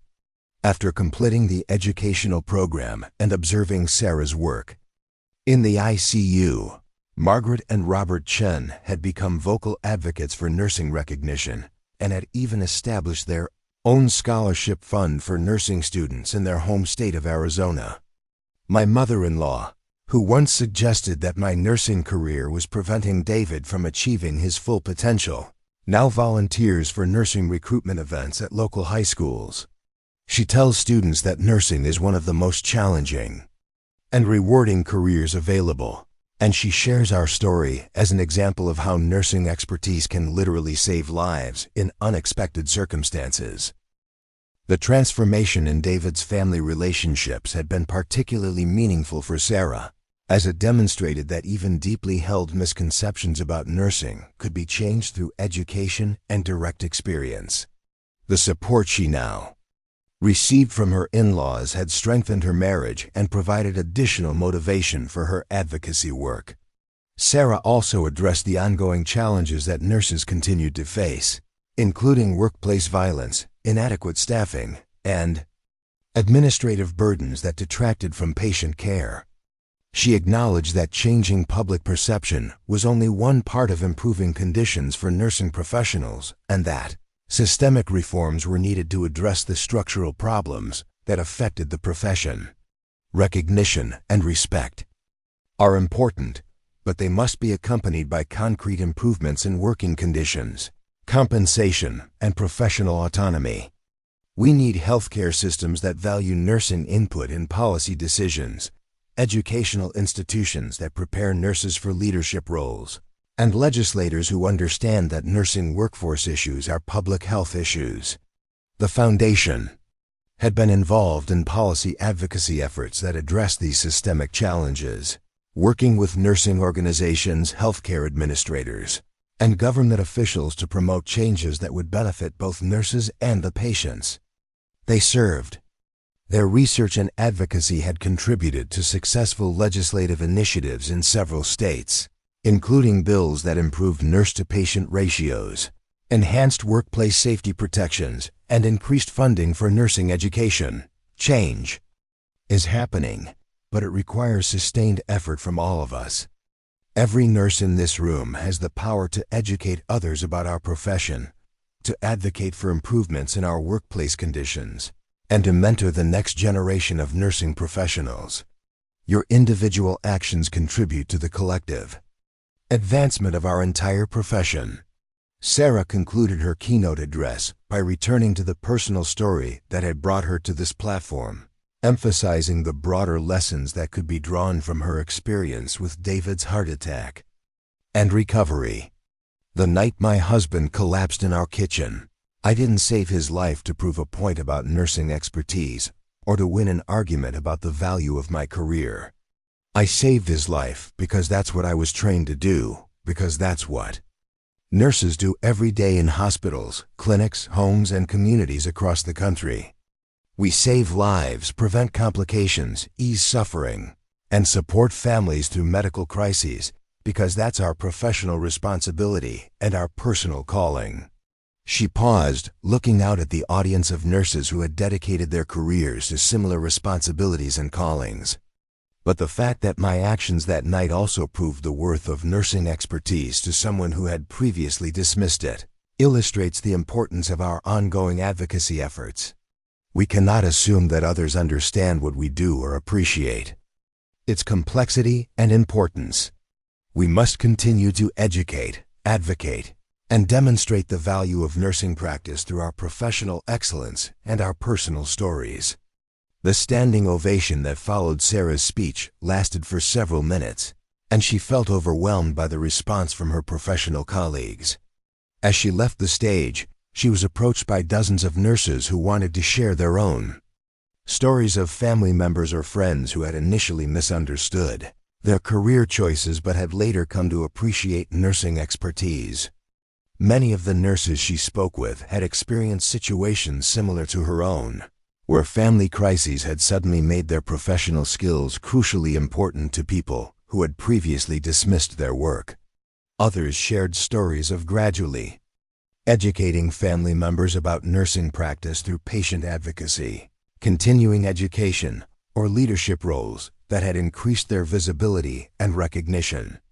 The conversations that followed Sarah's keynote address reinforced her understanding that the challenges she had faced with David were not unique or isolated incidents. Across the nursing profession, talented and dedicated professionals continued to struggle for recognition and respect from family members, friends, and society in general. But she also saw evidence of progress, as more nurses were finding ways to advocate for their profession and educate others about the true scope of nursing practice. Over the remaining days of the convention, Sarah participated in panel discussions about nursing advocacy, workplace improvement, and public education initiatives. She met with nursing students who were inspired by her story and encouraged by the possibility of combining clinical practice with professional advocacy. She also connected with nurse researchers who were studying the impact of family support on nursing retention and job satisfaction. The research being presented at the convention confirmed many of Sarah's observations about the importance of recognition and respect for nursing professionals. Studies showed that nurses who felt valued by their families and communities had higher job satisfaction, lower burnout rates, and were more likely to pursue advanced education and leadership opportunities. The data supported the foundations. Emphasis on family education and public awareness as strategies for improving nursing workforce stability.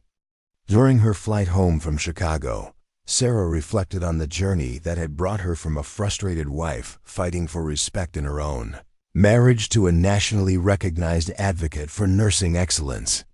The transformation had been both personal and professional, affecting not only her relationship with David, but also her understanding of her own potential for leadership and influence. The work she was doing with the Healing Hands Foundation had become as meaningful to her as her clinical practice in the ICU, providing a platform for addressing systemic issues that affected the entire nursing profession. She was using her personal experience to advocate for policy changes, educational initiatives, and cultural shifts that would benefit thousands of current and future nurses. But Sarah also recognized that her advocacy work was possible only because she had maintained her clinical practice and continued to provide direct patient care. Her credibility as a spokesperson for nursing came from her ongoing experience as a practicing nurse, and she was committed to maintaining that connection to the bedside, even as her speaking and advocacy responsibilities expanded. Back home in their house on Oak Street, Sarah found David working in the home office they had converted from their former guest bedroom. He was preparing for a foundation board meeting, reviewing data about their latest scholarship recipients and planning the next phase of their public awareness campaign. The transformation in his professional focus continued to amaze Sarah as she watched him apply his marketing expertise to advancing causes that had once been invisible to him. "How was the convention?" David asked, looking up from his laptop as Sarah entered the office. "Incredible." The response to the keynote was overwhelming, and I had so many meaningful conversations with nurses who are dealing with similar challenges in their own families and communities. Sarah settled into the chair across from David's desk and began describing the highlights of her trip, including the research presentations she had attended and the networking opportunities that had emerged from her speaking engagement. David listened intently, asking thoughtful questions about the issues that had been discussed and the potential implications for their foundation's work. "It sounds like we need to expand our family education program," David observed after Sarah had shared several stories about nurses whose relatives had initially misunderstood their career choices. "Maybe we could develop materials specifically for spouses and partners, since those relationships seem to be particularly important for professional satisfaction and retention." The conversation that followed illustrated how dramatically their partnership had evolved since David's heart attack. Instead of dismissing Sarah's professional concerns or minimizing the challenges faced by nurses, David was now actively engaged in developing solutions and advocating for systemic improvements. His business skills and marketing expertise had become tools for advancing nursing interests rather than competing with them. "I've been thinking about our next major campaign," David continued, pulling up files on his computer screen. "What if we focused on the economic impact of nursing expertise? Most people don't realize that skilled nursing care actually saves money by preventing complications, reducing readmissions, and improving patient outcomes. We could make a business case for valuing nurses that might reach audiences who aren't moved by emotional appeals." Sarah appreciated David's strategic thinking about advocacy approaches, and she was continually impressed by his ability to identify new angles for promoting nursing recognition. His corporate background had given him insights into communication strategies and audience targeting that complemented her clinical expertise and professional credibility. Over the following months, they collaborated on developing the economic impact campaign that David had proposed, working with healthcare economists and nursing researchers to quantify the financial benefits of skilled nursing care. The research they commissioned showed that hospitals with higher percentages of bachelor's-prepared nurses had lower mortality rates, shorter lengths of stay, and reduced incidence of preventable complications. The campaign they created used this data to make a compelling business case for investing in nursing education, improving nurse working conditions, and recognizing nursing expertise as a key factor in healthcare quality and efficiency. The materials were designed for healthcare administrators, insurance executives, and policymakers who made decisions based primarily on financial considerations rather than professional appreciation. We're not abandoning our emphasis on the human impact of nursing, David explained during a strategy meeting with the Foundation's board of directors.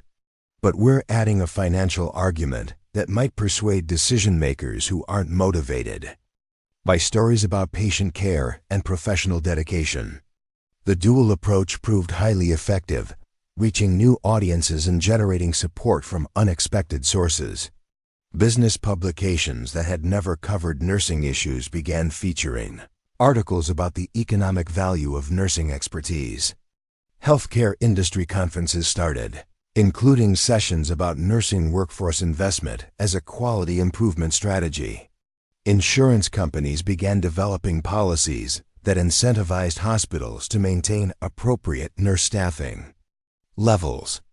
The success of the Economic Impact campaign led to invitations for Sarah and David to speak at conferences outside the healthcare industry, including business schools, management seminars, and policy forums where nursing issues had rarely been discussed.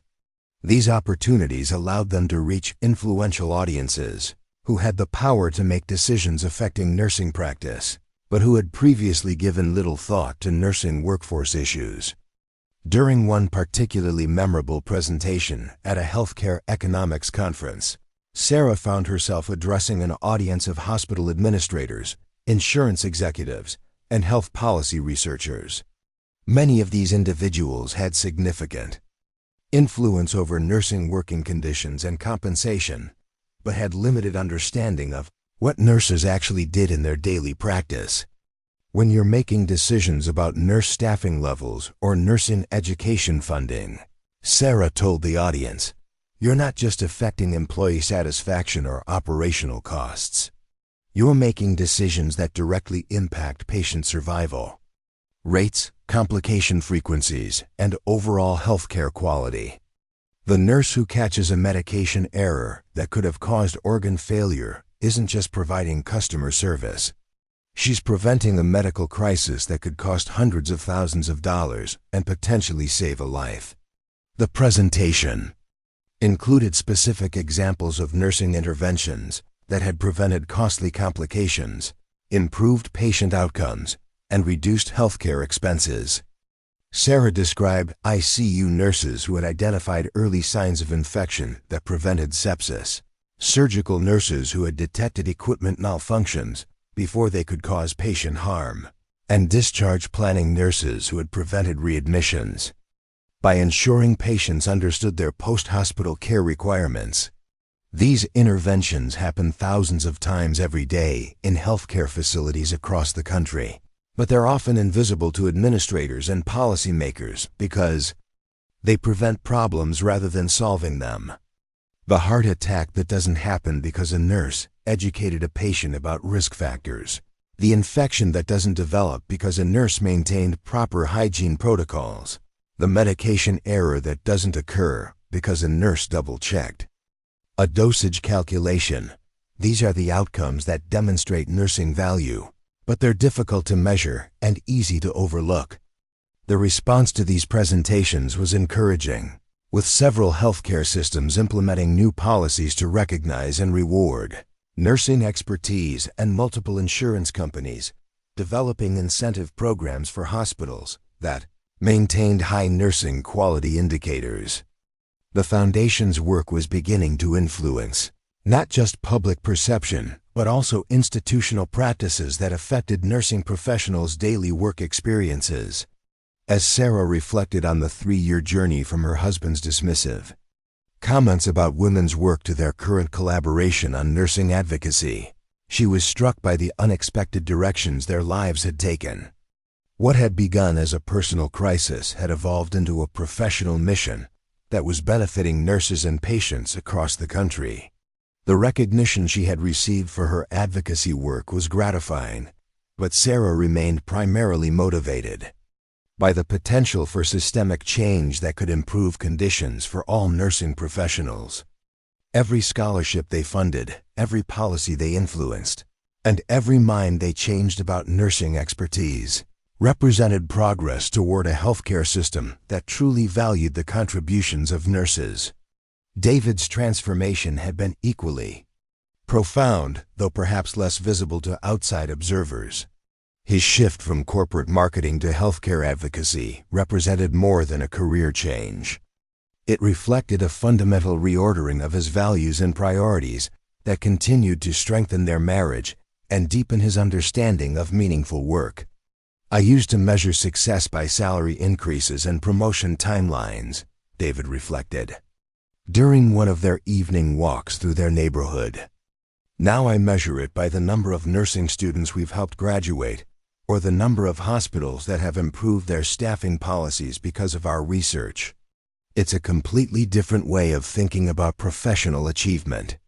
Sarah appreciated David's evolved perspective on success and meaning, but she also recognized that his transformation had been facilitated by their financial security and his marketable skills.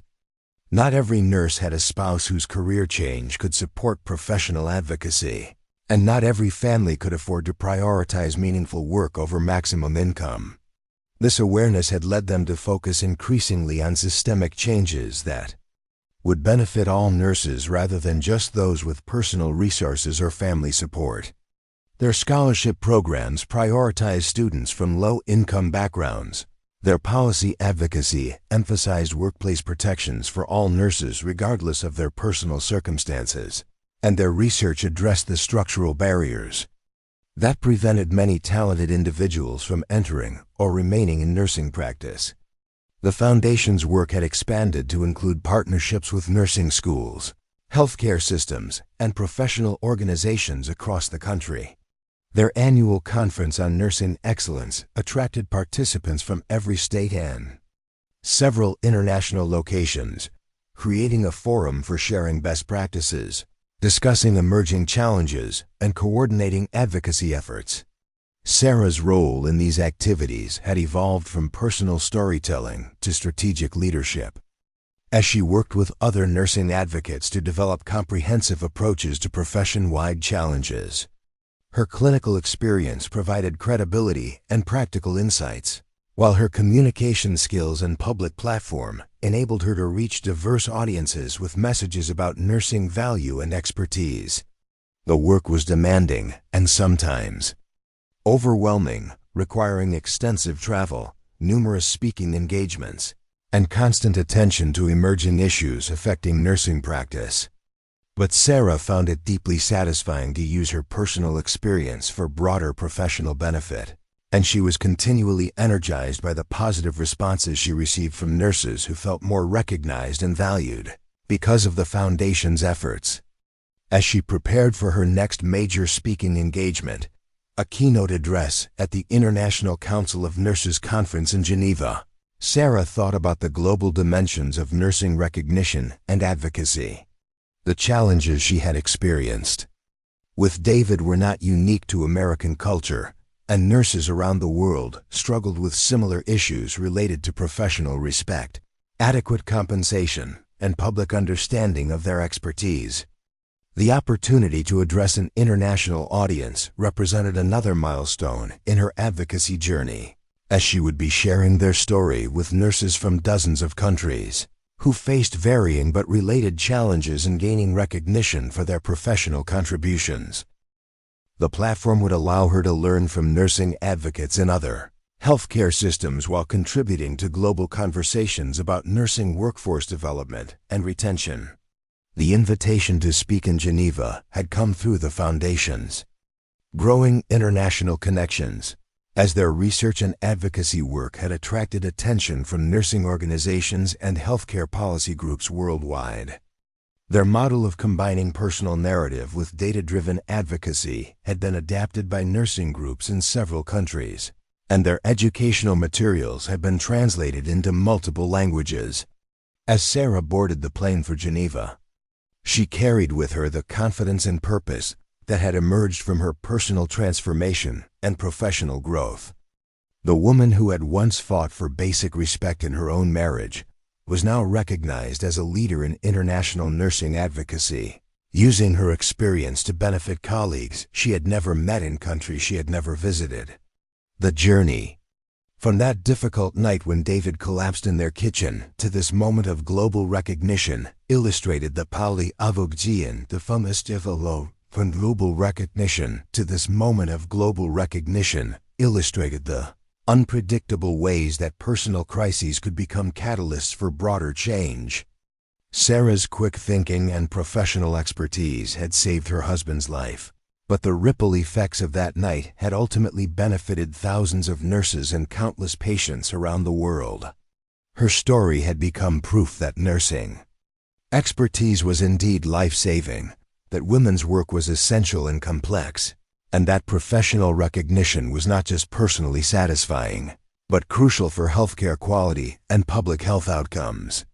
The transformation that had begun with one man's heart attack and one nurse's skilled response had evolved into a movement that was changing how society understood and valued the nursing profession. As Sarah prepared to address the international nursing community in Geneva, she knew that her advocacy work was far from complete. But she also knew that the foundation they had built, both personally and professionally, would continue to generate positive change for nursing professionals and the patients they served. The skills that had once been dismissed as women's work were now recognized as essential healthcare expertise, and the nurse who had fought for respect was now helping to secure it for colleagues around the world. Up next, you've got two more standout stories right on your screen. If this one hit the mark, you won't want to pass these up. Just click and check them out.